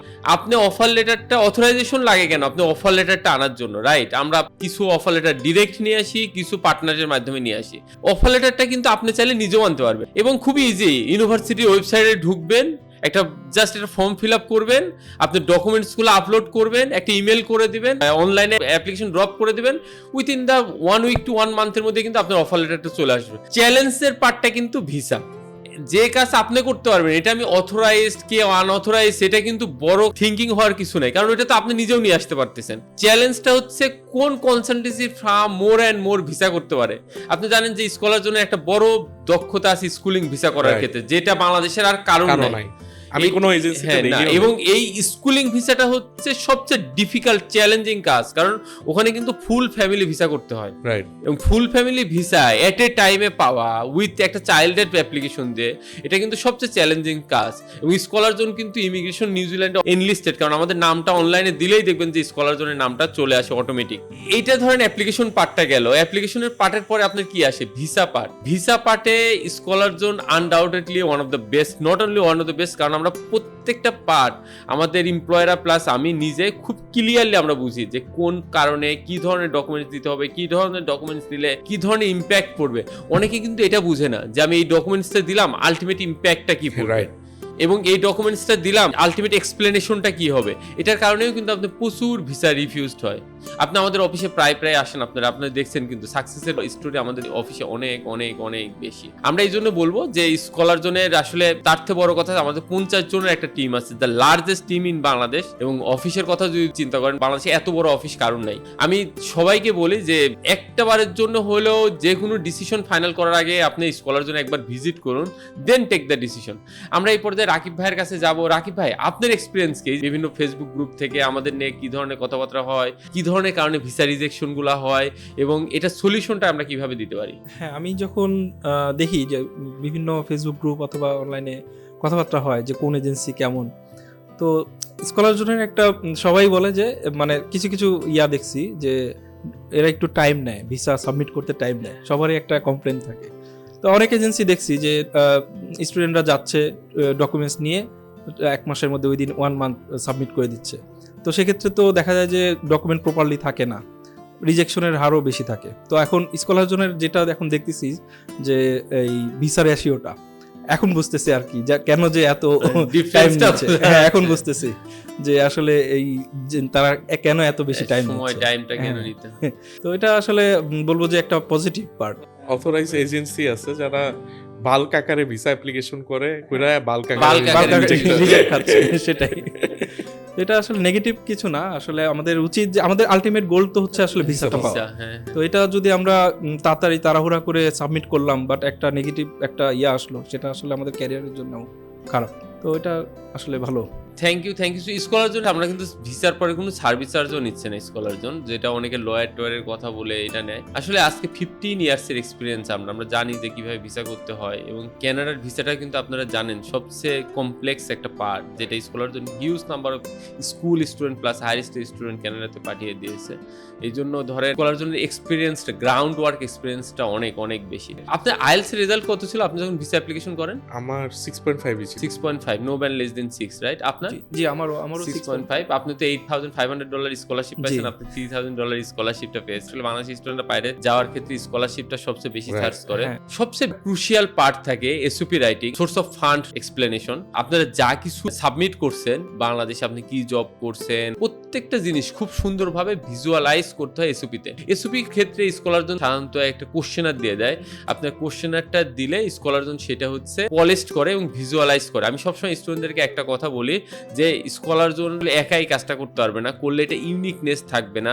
অনেকে আবার চিন্তা করে যে ঠিক আছে একটা এআই দিয়ে তো আমরা লিখে ফেলতে পারি, প্লেজারিজমের কোনো ঝামেলা হবে না, হয়তো এটা তো 5 মিনিট লাগে, কেন স্কলার জোন একটা এসওপি লিখতে 2-3 দিন টাইম নিয়ে নেয়, কেন এত কিছু চেক করে? সেক্ষেত্রে আপনাদের এসওপিটা কে ডেভেলপ করছে, কিভাবে ডেভেলপ করছেন, এবং স্কলার জোন কিভাবে সহযোগিতা করছে? আচ্ছা, ফার্স্টে আমাদেরকে কিছু কোশ্চেনারি দেওয়া হয় স্কলার জোন থেকে, প্রায় 14টা কি 15টার মতো মনে হয় কোশ্চেন ছিল। তো আমাদেরকে জাস্ট হচ্ছে এই কোশ্চেনের অ্যান্সারগুলো দেওয়ার পরে আমরা আমাদের বলা যে এইটার বেসিসে হচ্ছে আমাদের এসওপিটা ক্রিয়েট হবে।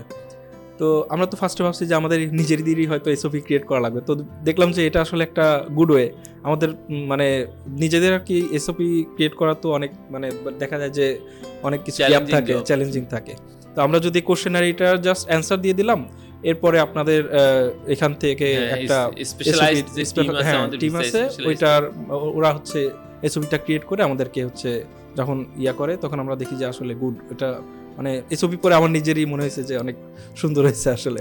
Thank you so much. মানে আমার দেখে মনে হয়েছে যে আমি আসলে আমি লিখছি আছে। মানে আমার যে লাইফের সাকসেস আমার থেকেও সুন্দরভাবে যে লিখছে সে এটা রিফ্লেক্ট করছে আর কি এসওপিতে। তো হ্যাঁ, এটা অনেক, মানে যেই কাজটা করছে। আপনি কি হ্যাপি আপনাদের এসওপি? এসওপি দেখে মনে হয়েছে যে আমি নিজেই এত সাকসেসফুল, আমি নিজেই জানতাম না, নিজেরই বিশ্বাস হচ্ছে না। মানে ওইটা খুবই প্রেজেন্টেবল করা, রাইট? ম্যাক্সিমাম এমবাসি যেটা করে এখন, ওই যে যারা, আমি জানি না আপনি আরো ভালো বলতে পারবেন, যে ম্যাক্সিমাম যেসব কান্ট্রিতে ই ভিসা, তো ওরা অনেক সময় চেক করে যে আমাদের এসওপি কি এআই জেনারেটেড। আমি এসওপি দেখে যেটা বুঝছি যে লিখছে অনেক সময় নিয়ে লিখছে, নিজেই লিখছে। তো প্লাস আমাদের যে কোশ্চেনের অ্যান্সারগুলো করছে এটারে গুছায়া, মানে এই কি বলে সিকোয়েন্স বাই অ্যান্সারগুলো করছে। তো এটা আমার কাছে, হ্যাঁ, আমার পার্সোনালি আমার অনেক ভালো লাগছে। আরেকটা জিনিস হচ্ছে আমাদের একটা গ্যাপ ছিল আমাদের কোশ্চেনারি দেওয়ার পর আমরা যখন এসওপির জন্য সাবমিট করি, তো দেখা গেছে আমার ক্ষেত্রে যেটা ছিল যে 9 মাসের একটা গ্যাপ ছিল। তো এসওপিতে দেখলাম যে সুন্দর মতো এটা এক্সপ্লেন করে দিছে, ওই গ্যাপটা মানে এক্সপ্লেন করছে যে কেন গ্যাপ ছিল, আইএলটিএস দিয়ে অথবা দিয়ে মানে সুন্দর মতো এসওপিটা গ্যাপটা এক্সপ্লেন ছিল। হ্যাঁ, এসওপির আপনাদের একটা ইন্টারেস্টিং গল্প বলি। আমাদের অফিস থেকে এসওপি লেখছে খুবই সুন্দরভাবে। একজন ইউকে থেকে পড়ালেখা করে আসছে, সে সবাই তো থাকে অনেক একটু নলেজেবল। তো উনি যেটা করছে, এসওপিটা পুরাটা আমরা যেহেতু ওয়ার্ড ফরম্যাটে পাঠাই, আপনাদের কিন্তু এসওপি লিখে আপনাদের একটা ফিডব্যাক নেওয়ার জন্য আপনাদের কাছে পাঠাইছে অফিস থেকে, যে এসওপিটা ঠিক আছে কিনা। স্কলার জন্য সবচেয়ে বেস্ট পার্ট আপনারা বলতে পারেন যে আমরা যা কিছু করি আপনাদের কাছে কিন্তু আমরা ফিডব্যাক নিই, ভেরিফাই করি আপনাদের সাথে যে এটা ঠিক আছে কিনা, এটা আপনারা কিন্তু ভিসাতে যাচ্ছি। আমি সবসময় বলি ভিসা একটা জয়েন্ট ওয়ার্ক। এডুকেশন কনসালটেন্সি ফার্মগুলো যারা আমরা কাজ করি, তারা যদি জয়েন্টলি ওয়ার্ক করি এবং বোথ পার্টির মধ্যে যদি ট্রান্সপারেন্সি থাকে, ভিসা সাকসেস রেশিওটা অনেক বেড়ে যায়। স্কলার জোন যেহেতু অনেক বেশি কনফিডেন্ট, অনেকে দেখে যে গুজামিল দেয়, নিজেরাই ঠিকঠাক বুঝে না, তারা কিন্তু আপনাদের কাছে যেতে ভয় পায় যে আবার আপনি একটা ভুল ধরবেন, ও আবার ওইটা করতে হবে, আবার আপনি একটা ভুল ধরবেন, ও নিজেই আপনাদের দেখে ভয় পায়। যে কারণ আপনি যেহেতু ভিসা অ্যাপ্লিকেশন করতেছেন, আপনি তো আপনার সাবজেক্ট মডিউল সবচেয়ে ভালো জানেন। তার মানে আপনি যে সাবজেক্ট মডিউল, আপনার যে জব, আপনি কোথায় যাচ্ছেন, এটা যদি আপনার থেকে আমি ভালো না জানি, আপনি কিন্তু আমার কমার্স মানবেন না। এবং আমার এটা জানার জন্য কিন্তু অনেক বেশি পড়ালেখা করতে হয়েছে। রাইট? এই জন্য কিন্তু অনেকে দেখা যায় নিজে নিজেই, না আমি আপনাকে দেখাবো না, আপনাকে এত বুঝতে হবে কেন, মানে নিজে একটা গুজা মিলতে নিজে অ্যাপ্লিকেশন করে দেয়। সবসময় বলি যে আপনারা কোনো কনসালটেন্সি ফার্ম সিলেক্ট করার ক্ষেত্রে এই বিষয়টা নিয়ে আপনারা খুবই সচেতন থাকবেন। আপনার সাথে জয়েন্টলি ওয়ার্ক করছেন নাকি, আপনি একটা ডকুমেন্ট চাইছেন, আপনি এসওপিটা দেখতে চাইছেন, আপনি সোর্স অফ ফান্ডটা দেখতে চাইছেন, আপনি কি কি ডকুমেন্ট সাবমিট করতে চাচ্ছেন, যদি আপনাকে সে ক্লিয়ারলি এটা না দেখায়, সেখানে আপনি ডাউট করার যথেষ্ট কারণ আছে, যে পরবর্তীতে ভিসা রিফিউজ হওয়ারও কারণ আছে। কারণ ভাই এটাও হতেও পারে, হয়তো আপনি কনসালটেন্সি কাজ অনেক ফাইল ডকুমেন্টস দেখতে দেখতে হয়তো একটা মিস্টেক করে ফেলছে, ওই কারণে কিন্তু ওর কাছে হয়তো 10টা ফাইলের জায়গায় একটা ফাইল, কিন্তু আপনার কিন্তু ক্যারিয়ার, আপনার কিন্তু ড্রিম, আপনার কিন্তু লাইফ। এই জন্য আমরা সবসময় বলি এই ওয়ার্কটা জয়েন্টলি করা উচিত। জয়েন্টলি করলে দেন সাকসেসটা অনেক অনেক বেটার আসে। এখানে ওই যে একটা ইন্টারেস্টিং কথা যদি বলি, আমরা 3-4 মাস আগে একটা স্টুডেন্টের পোস্ট দেখতেছিলাম, তো এজেন্সি অ্যাপ্লাই করছে, তো স্টুডেন্টের ভিসা অ্যাপ্লিকেশন ট্যুরিস্ট ভিসা হিসেবে রিজেক্ট করে দিচ্ছে। এখন মানে তো এটা দেখে আমরা অনেক হাসাহাসি করছি আর কি, তখন আমরা অ্যাপ্লিকেশন প্রসেসে ছিলাম। তো মানে হ্যাঁ, আমি যদি বলি যে স্টুডেন্ট ভিসা অ্যাপ্লিকেশন করতে ভিজিট ভিসা অ্যাপ্লিকেশন করছে, তো ওরে রিজেক্ট কইরা ওখানে আবার বলে দিছে যে তোমার উচিত যে এই ইয়েতে আরো আরেকটু পড়াশোনা করে কিভাবে অ্যাপ্লাই করবো এভাবে করো। এটা এজেন্সিও ইমিগ্রেশনও বুঝতে পারে নাই যে আসলে যে এটা, যে ও মনে করছে যে এটা ও নিজে মিস্টেক করছে, নিজে করছে আর কি, কারণ ও তো ডিক্লেয়ার করে নাই যে নিজে নিজে অ্যাপ্লিকেশন করছে না, এজেন্ট অ্যাপ্লিকেশন করছে। তো এমনও কিছু এজেন্সি বাংলাদেশে আছে আর কি। বলার উদ্দেশ্য হলো এটা যে বি কেয়ারফুল অ্যাবাউট দ্যাট। হ্যাঁ, যার কাছেই যাক কোনো একটা স্টুডেন্ট, সে যাতে সার্ভিস পায়। আর এটা এবং আমি সবসময় বলি একটা জিনিস, স্কলার জোন যেটা করে, আমরা কিন্তু সাকসেস ভিজুয়ালাইজ করি এবং আমাদের ক্লায়েন্টেল কিন্তু অনেক বড়। আপনি দেখেন আপনাদের যে ভিসা হয়েছে, আপনার নাম কি, আপনি কোন ইউনিভার্সিটিতে পড়ালেখা করছেন, আপনার আইএলস স্কোর কত, বাংলাদেশে কোথায় আপনি জব করছেন, ওখানে কোন প্রতিষ্ঠানে পড়তে যাচ্ছেন, আপনার আইএলস এর স্কোর কত, আপনি কত স্কলারশিপ পাইছেন, আমরা কিন্তু সুন্দর করে ভিজুয়ালাইজ করি। ধরেন আপনি বললেন যে আপনি কত ব্যাচে যেন বললেন, নর্থ সাউথের কোন সাবজেক্টে? নর্থ সাউথে ট্রিপলিতে কত ব্যাচে, কত সালে? 17তে বের হইছে আমি। ব্যাচ কত ছিল আপনার? 1 to 2। এই যে আপনাকে দেখলেই কিন্তু আপনার কোনো ফ্রেন্ড সার্কেলের কাছে একটা ফোন দিলেই কিন্তু জানতে পারবে যে অমুক কি গেছে কিনা। আমি সবসময় বলি এই যে আমরা সাকসেস গুলো যে ভিজুয়ালাইজ করি, কাইন্ডলি আপনারা একটু কমিউনিটির সাথে যোগাযোগ করেন, দেন আপনারা স্কলার জোন সম্পর্কে জানতে পারবেন যে না স্কলার জোনের জেনুইন সার্ভিসটা কেমন। আমাদের যদি অনেস্ট সৎ সাহস না থাকতো, আমরা কিন্তু এত ডিটেলস কিন্তু দিতাম না। না, ডেফিনেটলি রাইট, জাস্ট একটা পিস অফ পেপারস দিতাম, দেখা যাচ্ছে মানুষ সেটা রিকগনাইজ করতে পারতো না আসলে কে কোথা থেকে যাচ্ছে। আমরা কিন্তু সবকিছু ডিক্লেয়ার করি। এসওপির বিষয়ে একটা ইন্টারেস্টিং গল্প বলে আপনাদেরকে। আমার এমপ্লয়ি যে এসওপি লেখে, ও হচ্ছে টরন্টো ইউনিভার্সিটিতে পড়ালেখা করে আসছে। আপনাকে বলছিলাম কানাডার বেস্ট ইউনিভার্সিটি, ওয়ার্ল্ড র্যাঙ্কিং এ 20 মধ্যে আছে এবং সে ফাইনেস্ট এসওপি লেখে। তো ও এসওপি লেখে যখন আমার স্টুডেন্টকে দিচ্ছিল, স্টুডেন্ট কি করতেছিল, ওইটা চ্যাটজিপিটিতে আপলোড করতেছে, আপলোড করে বলতেছে এখানে কোথায় কোথায় ভুল আছে অথবা এখানে কোথায় কোথায় আরো ভালো করা যায় তুমি আমাকে জানাও। তো দেওয়ার পরে ও দেখা যাচ্ছে একটা ওই এআই এসওপি আমাদের কাছে পাঠাচ্ছিল। এখন আমরা যখন যে এসওপিটা লিখছি, ওই এসওপিটা যখন আমরা প্লেজারিজম চেক করতেছি, দেখি 100% প্লেজারিজম ধরে কি 90% প্লেজারিজম। কি অবস্থা, ও তো নিজে নিজে লিখছে, সমস্যাটা কোথায়? তারপরে শুনলাম ওনার যে এসওপিটা আমরা দিচ্ছি ওটাও কি করতেছে বলেন তো, চ্যাটজিপিটিতে আপলোড করে দিচ্ছে। গুগল অথবা জেমিনি কোনো কিছু কিন্তু নিজে লিখতে পারে না। আপনি যেটা অলরেডি ওয়েবসাইটে আছে আপনি গুগলে দিচ্ছেন, ও কিন্তু ওইটাই আপনাকে লোড করে দিবে। উনি যখন ওইটা লোড করে দিচ্ছে 100% কিন্তু এসওপি ধরে ফেলতেছে। আই থিঙ্ক অনেক প্রতিষ্ঠান এটা জানেও না। এসওপি চেক করার জন্য কোনোভাবেই চ্যাটজিপিটি এবং জেমিনিতে আপলোড করা যাবে না। আপলোড করলেই কিন্তু আপনাকে পরবর্তীতে আপনি যখন আবার প্লেজারিজম চেক করতে যাবেন সেটা ধরবে।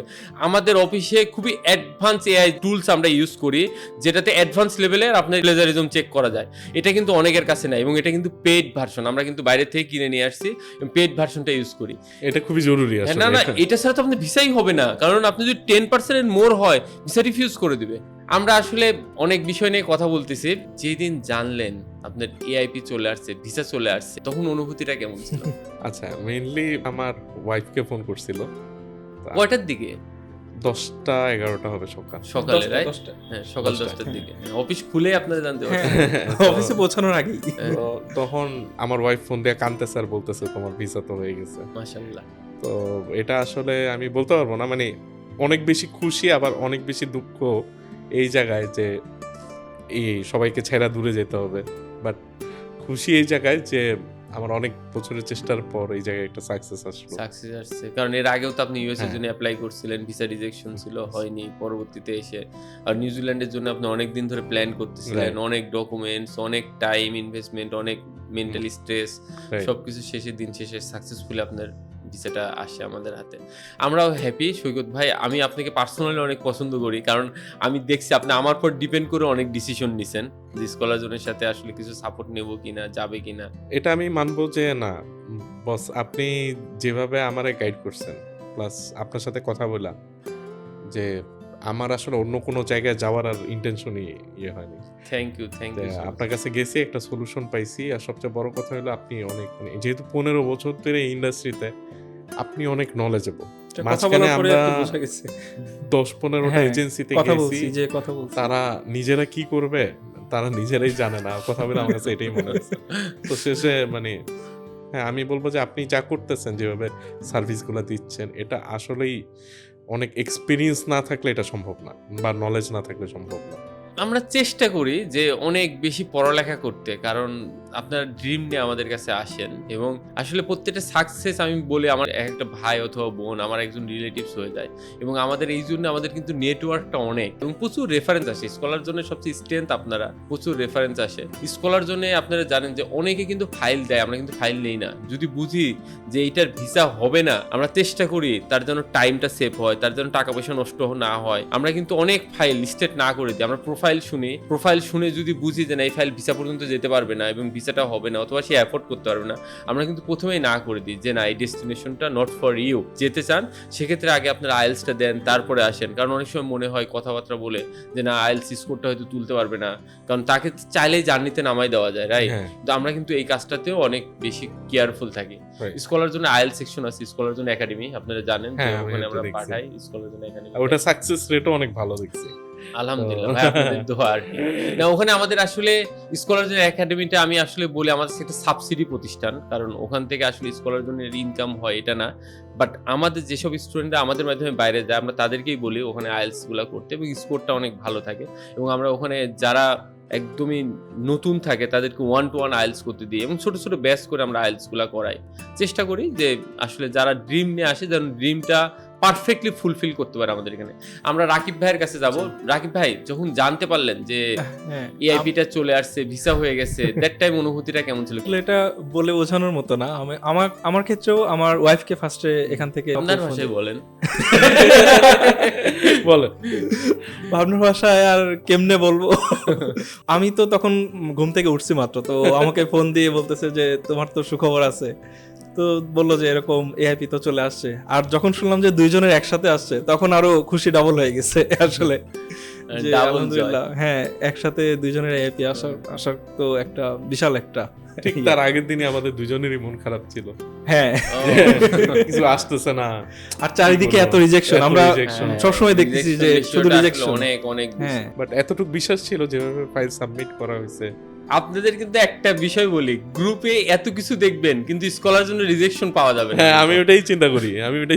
গ্রুপে সবাই বলবে স্কলার জন্য টাইম নেয়, স্কলার জন্য ফাইলটা একদম কমপ্লিট করে অ্যাপ্লিকেশন করে, স্কলার জন্য অনেকে বলবে এই ইউনিভার্সিটি অথরাইজ না, ওই ইউনিভার্সিটি অথরাইজ না। আমরা অনেক ইনস্টিটিউট অথরাইজ এজেন্ট, কিন্তু স্কলার জন্য ভিসা রিজেকশন হয়েছে এটা কিন্তু দেখাইতে হবে। অনেক এমন কোনো প্রতিষ্ঠান বলতে পারবেন না যাদের মাসে 2-4-5-10টা ভিসা রিজেকশন হয় না, সবার ভিসা রিজেকশন হয়। বাট স্কলার জন্য শুধু সাকসেসের গল্পটা শোনা যায়। গত 2 মাস, 2.5 মাস, 3 মাস ধরে আপনারা ওয়েট করছেন। ট্রুলি বলেন তো স্কলার জন্য কয়টা ভিসা রিজেকশন দেখছেন?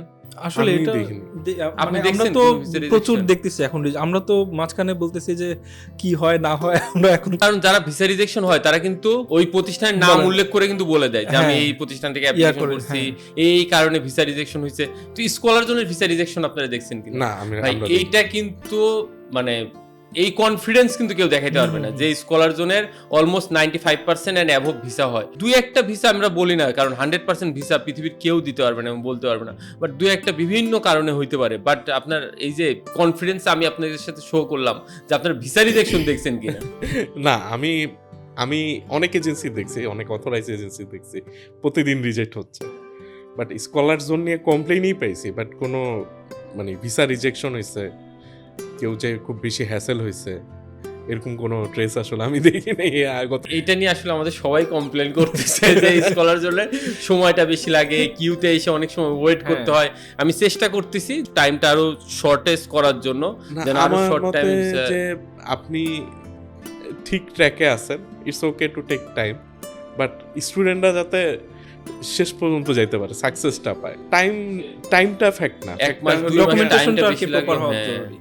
এটা যেই স্টুডেন্ট বুঝাই এখানে আসবে হ্যাঁ সেটাই। তার নলেজটাও ওইভাবে থাকবে যে না আমার ডকুমেন্ট ঠিকভাবে রেডি হচ্ছে, সময় তো লাগবে। যে বুঝবে না তার আসলে মানে আমি যেটা বলবো যে বিদেশ যাওয়াটা আপাতত উচিত না, কারণ ডকুমেন্টেশনে হ্যাসেলটা যদি না বুঝে সে আসলে তার অনেক নলেজের অভাব আছে। স্কলার জন্য আরেকটা কমপ্লেন আছে, বিভিন্ন গ্রুপে আসে, আমাদের অনেক স্টুডেন্ট এসে বলে যে ডকুমেন্টস এর পেমেন্ট বেশি। আপনাদের ক্ষেত্রেও তো স্কলার জোন থেকে মানে আপনাদের সব ডকুমেন্টস করেছেন না, বাইরে থেকে নিজেরা করেছেন? স্কলার জোন কিন্তু দুইটা অপশনই দেয়, চাইলে স্টুডেন্টরা নিজেরাও করতে পারে, চাইলে আমার অফিসের সাপোর্টও নিতে পারে, যেমন এই যে সিএ করা, ভ্যালুয়েশন করা, এসওপিটা সে নিজেও লিখতে পারে, চাইলে স্কলার জন্য সহযোগিতাও নিতে পারে, যদিও এসওপির জন্য আমরা কোনো টাকা পয়সা রাখি না। যদিও এই ক্ষেত্রে আপনাদের মানে ভিউটা কি, যে স্কলার জোন কি আসলে টাকা বেশি নিচ্ছে, না আপনাদের কাছে মনে হচ্ছে না অথেন্টিক প্রতিষ্ঠান থেকে করাচ্ছে? যেমন আমরা জেনুইন চার্টার্ড অ্যাকাউন্টেন্ট প্রতিষ্ঠান থেকে কিন্তু আমরা সিএ ভ্যালুয়েশনটা করাই। এই ক্ষেত্রে আপনাদের মতামতটা কি, আমি যে অপিনিয়নটা? হ্যাঁ, এটা আমরা হচ্ছে যখন ডকুমেন্টেশনের ব্যাপারে কথা বলি, একটা জিনিস ছিল যে আমরা ট্রান্সপারেন্ট ছিলাম যে আসলে এত লাগতেছে কেন। তো আমাদেরকে আর দেখানো হয় যে আসলে সিএ ভ্যালুয়েশনটা কোথা থেকে করতেছি, এমনকি কোন ইয়া থেকে, কোম্পানি থেকে করতেছি, এটাও আমাদেরকে বলে দেয়। তো তাদের আইডি নাম্বারও হ্যাঁ হ্যাঁ সবকিছু আমাদের কাছে বলে। তো আমরা কম্পেয়ার করে আসলে বুঝলাম যে আসলে মানে জেনুইনটি চাইলে পরে একটু এটা মানে ইয়া করতেই হবে। হ্যাঁ মানে ডকুমেন্টেশন চার্জ একটু বেশি, ঠিক আছে, বাট এইখানে যেটা হয়েছে যে আমার ভালো কিছু পাইতে হলে একটু পেমেন্ট করা লাগবে। এটাই যে আমি যখন কথা বলছি তো ওনাকে জিজ্ঞেস করছি এত বেশি কেন, তো উনি তখন আমার ক্লিয়ারলি বলছে যে ভাইয়া আমরা তো চাইলে একটা রাস্তার ফটোকপির দোকান থেকেও কাজ করে নিয়ে আসতে পারি।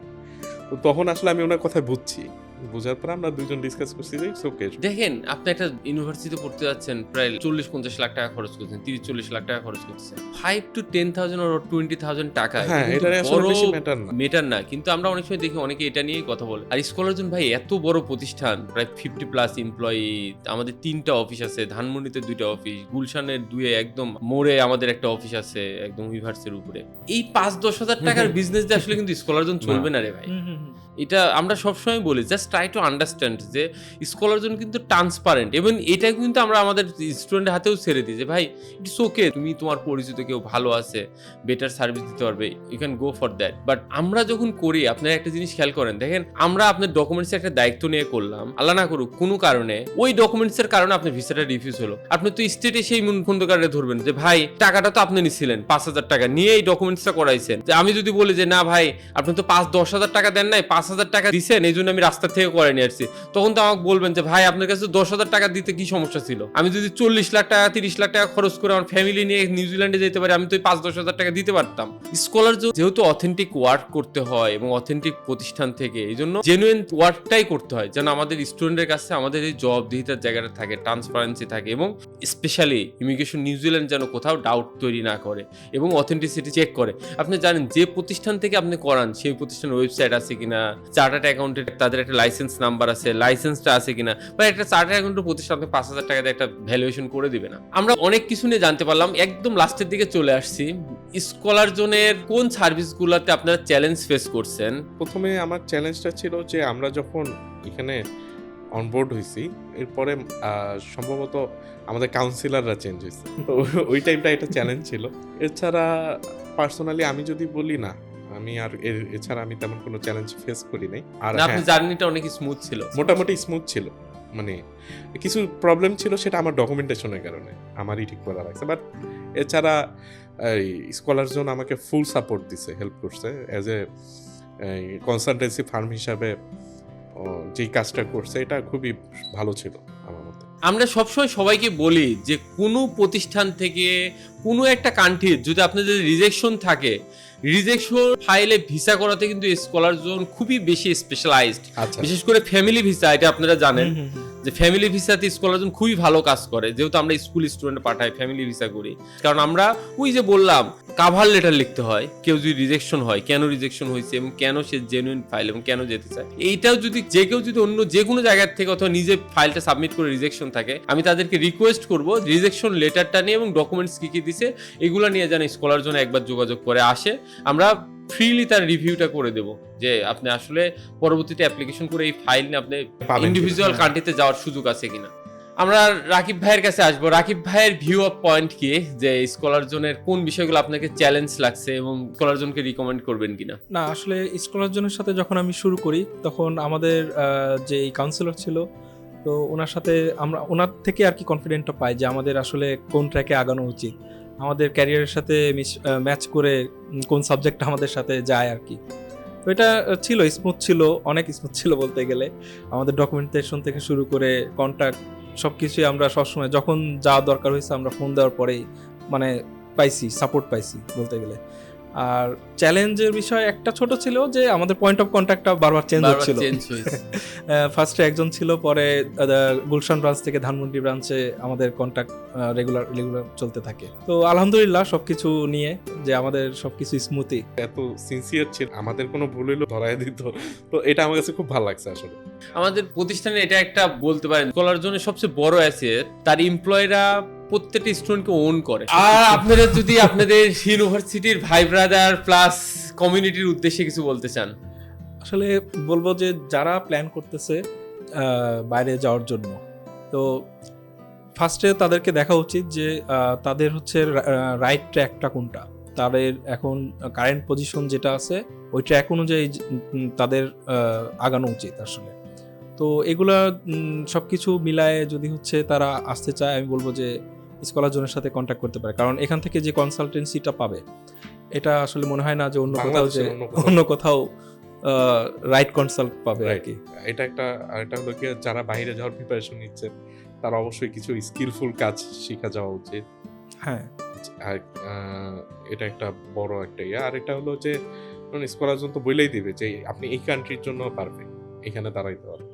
ওই অনুযায়ী একটু ফ্লেক্সিবিলিটি নিয়ে, কোনো মাইন্ডসেট না নিয়ে ফ্লেক্সিবিলিটি নিয়ে আসলে আমার মনে হয় এটা একটা স্টুডেন্টের জন্য 100%। আমরা আরেকটা বিষয় যেটা জানতে চাবো, স্টুডেন্টের ওখানে যে জবের বিষয়টা যেটা আপনারা বলতেছিলেন, আপনারা একটু রিসার্চও করছেন যে কিভাবে জব পেতে হয়। বিশেষ করে আমরা নিউজিল্যান্ড থেকে যেটা সবচেয়ে চ্যালেঞ্জিং পার্টটা যেটা শুনতে পাই, যে নিউজিল্যান্ডে আমাদের যারা অনেকে কমিউনিটিতে আছে অথবা নিউজিল্যান্ডে গেছে, আমাদের দেশে আসলে একটা ইন্টারেস্টিং বিষয় আছে, যারা যে দেশে চলে যায় সে আসবে না, কিন্তু বলবে যে এই দেশে লাইফ কঠিন হয়ে গেছে। একটা স্টুডেন্ট কিভাবে জব পাবে এবং আপনার রিসার্চটা যদি বলতেন। বেসিক্যালি আমি তো আইটি ফিল্ডে মোটামুটি 9 বছরের এক্সপিরিয়েন্স, তো সেই অনুযায়ী ধরেন আইটির অনেক কিছু মোটামুটি আমার একটা এক্সপিরিয়েন্স আছে। তো সেই অনুযায়ী আমি রিসার্চ করে যেটা পাইছি, প্রতিটা কোম্পানি ওরা যখন কোনো মানুষকে হায়ার করে তাদের একটা অটোমেটিক সিস্টেম আছে যেটা তারা অ্যাপ্লিকেন্টগুলোকে ট্র্যাক করে, ওটা এটিএস বলে আর কি, অ্যাপ্লিকেন্ট ট্র্যাকিং সিস্টেম বা এরকম কিছু। তো ওটা একটা এআই এজেন্ট হিসাবে কাজ করে, যে অ্যাপ্লিকেশনগুলো বা সিভি কভার লেটারগুলোকে সর্ট আউট করে যে কতজন লোক কত পার্সেন্ট পারফেক্ট এই জবটার জন্য। তো দেখা গেল যে ওদের একটা বেঞ্চমার্ক থাকে 70%, 60% বা 80%-এর উপরে হইলে তারা ওই লোকটাকে ডাক দিবে। তো এটা সিলেক্ট করে হলো কি ওই জবের ডেসক্রিপশনের কিওয়ার্ড প্লাস সিভির কিওয়ার্ড, এইগুলা দিয়ে মানে এসইওর মতো না, রাইট কিওয়ার্ডগুলো রাখতে হয়, রাইট? হ্যাঁ। তো মানে তো তখন এটা স্টুডেন্টরা অনেকেই জানে না যে বাংলাদেশে যেমন কালারফুল সিভি চলে, বিদেশে আসলে এটা চলে না। তো নিউজিল্যান্ডে একটা সিভির ফরম্যাট আছে, মানে ওই সিভির ফরম্যাটটা হলো খুবই সিম্পল, কি করে কোথায় করে কি এক্সপিরিয়েন্স করছে এটা একটা পেজে লেখা, এটা সাবমিট করা লাগে, এটা দ্যাটস ইট। এটার জন্য দেখা গেল যে অনেক স্টুডেন্ট এটা ক্র্যাক করতে অনেক সময় লাগে, যার জন্য সে সার্ভাইভ করতে পারে না বা জবটা পাচ্ছে না। আর একটা বিষয় হলো কিছু স্কিল, যেটা আমি মনে করি যে একটা স্টুডেন্টের যখন মুভ করা উচিত তখন ওরা শিখে নেওয়া উচিত, যাতে গিয়ে প্রাইমারি অবস্থায় সার্ভাইভ করতে পারে। এই দুটো জিনিস থাকলে আমার মনে হয় মানে এই জার্নিটা অনেক বেশি স্মুথ হয়ে যাবে। থ্যাংক ইউ সো মাচ ভাই। পার্ট টাইম জবের ক্ষেত্রে অথবা ফার্স্ট ওয়ার্ল্ড কান্ট্রিতে জবের ক্ষেত্রে আমি সবসময় বলি দুইটা বিষয় খুবই গুরুত্বপূর্ণ। আপনার স্কিলটাকে আপ টু ডেট রাখা এবং স্কিলটাকে একটা সিভির মাধ্যমে এবং কভার লেটারের মাধ্যমে এটা ভিজুয়ালাইজ করে রাখা এবং যে কান্ট্রিতে যাচ্ছেন ওই কান্ট্রির ফরম্যাটে এটা দাঁড় করানো। এবং এখানে সবচেয়ে বড় যে ইম্পর্টেন্ট বিষয়টা সেটা হচ্ছে ওখানে যাওয়ার পর ভলেন্টারি কিছু প্রতিষ্ঠানের সাথে যুক্ত হওয়া। ফার্স্ট ওয়ার্ল্ড কান্ট্রিতে ম্যাক্সিমাম জব হয় নেটওয়ার্কিং এর মাধ্যমে। ওখানে অনেক ভলেন্টারি ক্লাব আছে, ইউনিভার্সিটি ক্লাব আছে, কমিউনিটি আছে। এই কমিউনিটিগুলোর সাথে ইনভলভ হলে আপনার জব হয়ে যাবে। এবং জব পাওয়ার জন্য আমাদের দেশ থেকে যেটা হয়, ওখানে আমাদের কমিউনিটিতে আসলে এত বেশি নেগেটিভিটি আছে তো অনেকে প্যানিকড হয়ে পড়ে। আমরা রিকোয়েস্ট করবো আপনাদেরকেও, সাথে আমাদের যেসব স্টুডেন্টরা ফিউচারে যাবে, প্যানিকড হবেন না ভাই, যান 3 থেকে 4 মাস একটু ওয়েট করেন, কমিউনিটির সাথে ইনভলভ হন, ওখানে যে ইনফরমেশনগুলো গ্যাদার করতে থাকেন। যাওয়ার আগে আপনি রেসিপিটা ওই ফরম্যাটে করার চেষ্টা করেন। এখন ভাই রেসিপি করা খুব টাফ জব না, ওখানে কোন কোন কমিউনিটির সাথে আপনি ইনভলভ হতে পারেন ওইটা দেখেন। কোথায় সাধারণত পার্ট টাইম জবগুলো পাওয়া যায়, কি টাইপের জব পাওয়া যায়, বাংলাদেশ থেকে যারা গেছে এই পর্যন্ত তারা কি টাইপের জব করতেছে। আমি ওখানে যারা আছে তাদের কাছে জানতে পেরেছি প্রথম 3-4 মাস একটু আপনার টাফ টাইম যায়, এই টাইমটা পর্যন্ত যেন ওয়েট করে। পিএসডব্লিউর জন্য যেন কেউ প্যানিক না করেন, কারণ এটা আপনি বাই ডিফল্ট অ্যাটলিস্ট 3 বছর পিএসডব্লিউটা পাবেন যেহেতু মাস্টার্স করে যাচ্ছেন। বাংলাদেশের এক্সপিরিয়েন্স, বাংলাদেশের এডুকেশনকে কিন্তু নিউজিল্যান্ড অ্যাকসেপ্ট করে ফার্স্ট ওয়ার্ল্ড কান্ট্রির মধ্যে। এই জন্য ওখানে যাওয়ার পরে জাস্ট এডুকেশনটা কমপ্লিট করার পরেই কিন্তু আপনি 3 বছর পিএসডব্লিউ পাচ্ছেন। আর আপনি যেহেতু গ্রিন লিস্টেড সাবজেক্ট আপনারা যাচ্ছেন, জাস্ট জব পাওয়ার পরে আপনি পিআর এর জন্য কিন্তু অ্যাপ্লিকেশনটা করে দিতে পারবেন। এটা একটা প্রসেস। অনেকে বলে নিউজিল্যান্ডে জব নাই। দেখেন একটা কথা বলি, নিউজিল্যান্ডে কিন্তু গ্রিন লিস্টেড একটা সাবজেক্ট আছে। গ্রিন লিস্টেড মানে কি? Skill shortage subject. ওদের দেশের গভর্নমেন্ট রিসার্চ করে দেখছে তাদের এই সব সেক্টরে স্কিল শর্টেজ আছে এবং ওই সেক্টরগুলোতেই কিন্তু তারা সারা ওয়ার্ল্ডকে বলে দিচ্ছে যে তোমরা আমাদের দেশে আসলে এই সাবজেক্টগুলোতে আসো। কারণ এই সাবজেক্টগুলোতে যদি আপনি পড়েন, একটা ভালো রেজাল্ট করেন, ইন্ডাস্ট্রিয়াল এক্সপিরিয়েন্স গ্যাদার করেন, আপনি কিন্তু অটোমেটিক জব পেয়ে যাবেন। এই জন্য প্যানিক হওয়ার দরকার নেই, কারণ স্কিল শর্টেজ না থাকলে ওখানে কিন্তু রিসার্চ করে বলতো না এই সাবজেক্টে না ওই সাবজেক্টে আসো। যেমন আপনারা দুইজনে আইটিতে যাচ্ছেন, আইটি কিন্তু একটা স্কিল শর্টেজ সাবজেক্ট এবং গ্রিন লিস্টেড সাবজেক্ট। ওরা বলেই দিচ্ছে যে তুমি জব পাও, জব পাওয়ার সাথে সাথে রেসিডেন্সি দিয়ে দেবো। কেন গভর্নমেন্ট এত বড় একটা অফার করতেছে? কারণ ওর দেশে কিন্তু এটার স্কিলটা শর্টেজ আছে এবং গভর্নমেন্ট কিন্তু চায় আপনাদেরকে ওখানে রেখে দিতে, যেখানে সরকার আপনাকে চায়। এই জন্য আমি বলবো কোনো রং ইনফরমেশন দ্বারা যেন আমরা প্যানিক না হই, আমরা যেন ধৈর্য ধরে যেন আমরা ওখানে যাই, যে আমরা আমাদের মতন একটা রোড ম্যাপ করে যাই। যেহেতু আমরা একটা পর্যায়ে যাচ্ছি, আমরা এখান থেকে গ্র্যাজুয়েশন শেষ করে মাস্টার্সে যাচ্ছি, রিজিকের মালিক আল্লাহ। ইনশাআল্লাহ আপনারা যদি ওয়ার্ক করতে থাকেন, একটা ট্র্যাকে থাকেন, ভাই কিছু করতে। ভাই আমি তো বলি বাংলাদেশে কোনো কিছু করা অনেকটা 20 কোটি মানুষের দেশ। আমরা যদি নিজেরা চ্যালেঞ্জ ফেস না করি, নিজেরা যদি খুব বেশি দক্ষ না হয়, বাংলাদেশে কোনো কিছু করা টাফ। ভাই আপনারা যারা বাংলাদেশে অনেক ভালো আছেন, ভালো করছেন, তারা না নিউজিল্যান্ডে যাচ্ছেন। নিউজিল্যান্ড তো সব সিস্টেমেটিক কান্ট্রি, ওখানে যেতে আরো ভালো করবেন। বাংলাদেশে বলা হয় যে বাংলাদেশে যারা ড্রাইভ করতে পারে, ভাই পৃথিবীর সব জায়গায় তারা ড্রাইভিং করতে পারে। ভাই বাংলাদেশে আপনি ড্রাইভিং করতে পারেন, তারপর নিউজিল্যান্ডে যে ড্রাইভ করা তো আপনি স্টিয়ারিং ধরে রাখার মতন। বাংলাদেশে যেহেতু আপনি জব পাইছেন, এখানে যেহেতু ক্যারিয়ার বিল্ড করতে পারছেন, নিউজিল্যান্ডে ঠিক ওই স্টিয়ারিং ধরে রাখার মতন।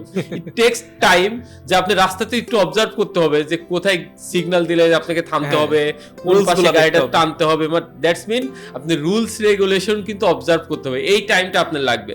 যত দ্রুত আপনি এটা বুঝতে পারবেন যে কিভাবে জব পেতে হয়, কি রুলস রেগুলেশন গুলো এখানে ফলো করে, অন্যরা কিভাবে এখানে লাইফটা সেটেল ডাউন করছে, আপনি কিন্তু ওই সময়টা দিলেই কিন্তু ওখানে সেটেল ডাউন করতে পারবেন। বিলিভ মি, এ পর্যন্ত যাকে যে দেশে পাঠাইছি ভাই, নোবডি ব্যাক। আমি একটা কথা সব সময় বলে যে ইমন ভাই কানাডা নাকি জবের পরিস্থিতি ভালো না। আমি বলছি ভাই কেউ তো ব্যাক করে না। এই যে স্কুলের বাচ্চাদের পাঠাই রে ভাই, এত বছর ধরে পাঠাচ্ছি, কই সবাই ওখানে পড়ালেখা শেষ করতেছে, ওখানে পড়ালেখা শেষ করে ইউনিভার্সিটিতে যাচ্ছে, ইউনিভার্সিটি শেষ করে ওখানে সেটেল ডাউন করে ফেলছে, নোবডি ব্যাক। আমি বলি যে ভাই আমি খুশি হইতাম যদি কেউ ব্যাক করে এসে ইমন ভাই আমারে বলতো, ইমন ভাই আমরা তো ওখানে সেটেল ডাউন করতে পারি নাই। সেটেল ডাউন করার ক্ষেত্রে একটা বিষয় আমরা যেটা নিউজিল্যান্ডে দেখতেছি, নিউজিল্যান্ডের কমিউনিটিটা আমরা জানি না, আমাদেরই ভাই ব্রাদার অনেকে প্যানিক করে ফেলে। এখানে তো জব নাই, তুমি আসছো কেন, এখানে তো তুমি সেটেল ডাউন করতে পারবা না, এখানে তো লাইফ এই চ্যালেঞ্জ, এখানে তো লাইফ এরকম ডিফিকাল্ট। ভাই ও কিন্তু আছে। আজ থেকে 5 বছর পরে কিন্তু আমরা একই গল্প শুনবো যে 5 বছর আগে নিউজিল্যান্ড সহজ ছিল। আপনি যে কোনো কান্ট্রির ক্ষেত্রে যদি আপনি খুব কাছের বন্ধু, আপনাকে বলবে আরে কোনো সমস্যা নেই, ভিসা নিয়ে জাস্ট দেশে চলে আসো, বাকিটা আমি দেখতেছি। আর যদি আপনার ডিস্টেন্স রিলেটিভ হয়, লাইক আমরা যে এরকম আসলে একটু হিংসুটে টাইপের আর কি, যদি এরকম হয় বলবে যে না নিউজিল্যান্ডে আরো 5 বছর আগে আমি যখন আসছি তখন তো অনেক সহজ ছিল রে ভাই, এখন তো অনেক কঠিন হয়ে গেছে। ভাই এই স্টোরিগুলো আমরা অনেক শুনছি। এখনো এই শুনতেছি। স্টোরিগুলো এখনো শুনবো, আজ থেকে 5 বছর পরেও শুনবো। হ্যাঁ। আপনারা মানসিকভাবে অনেক শক্ত থাকেন, মানসিকভাবে শক্ত থেকে ওখানে যাই সেটেল ডাউন করেন, ইনশাল্লাহ নিউজিল্যান্ডে দেখা হবে। ইনশাআল্লাহ। আমরা স্টুডেন্টের কাছে বলবো যে আপনারা আসলে জানতে পারলেন স্কলার জনের সাথে তাদের স্টোরিটা কেমন ছিল। নেক্সট ডে স্টোরি নিয়ে আপনাদের মাঝে আবার চলে আসবো। থ্যাংক ইউ সো মাচ ধৈর্য ধরে শোনার জন্য। আপনার যদি কোনো কমেন্টস থাকে আপনারা আমাদের কমেন্টস বক্সে জানাতে পারেন, অথবা আপনার স্কলার জন্য অফিস আছে ধানমন্ডি এবং গুলশানে, আপনার স্কলার জন্য এসে সরাসরি যোগাযোগ করতে পারেন। দেখা হবে নেক্সট কোনো পডকাস্টে। আসসালামু আলাইকুম।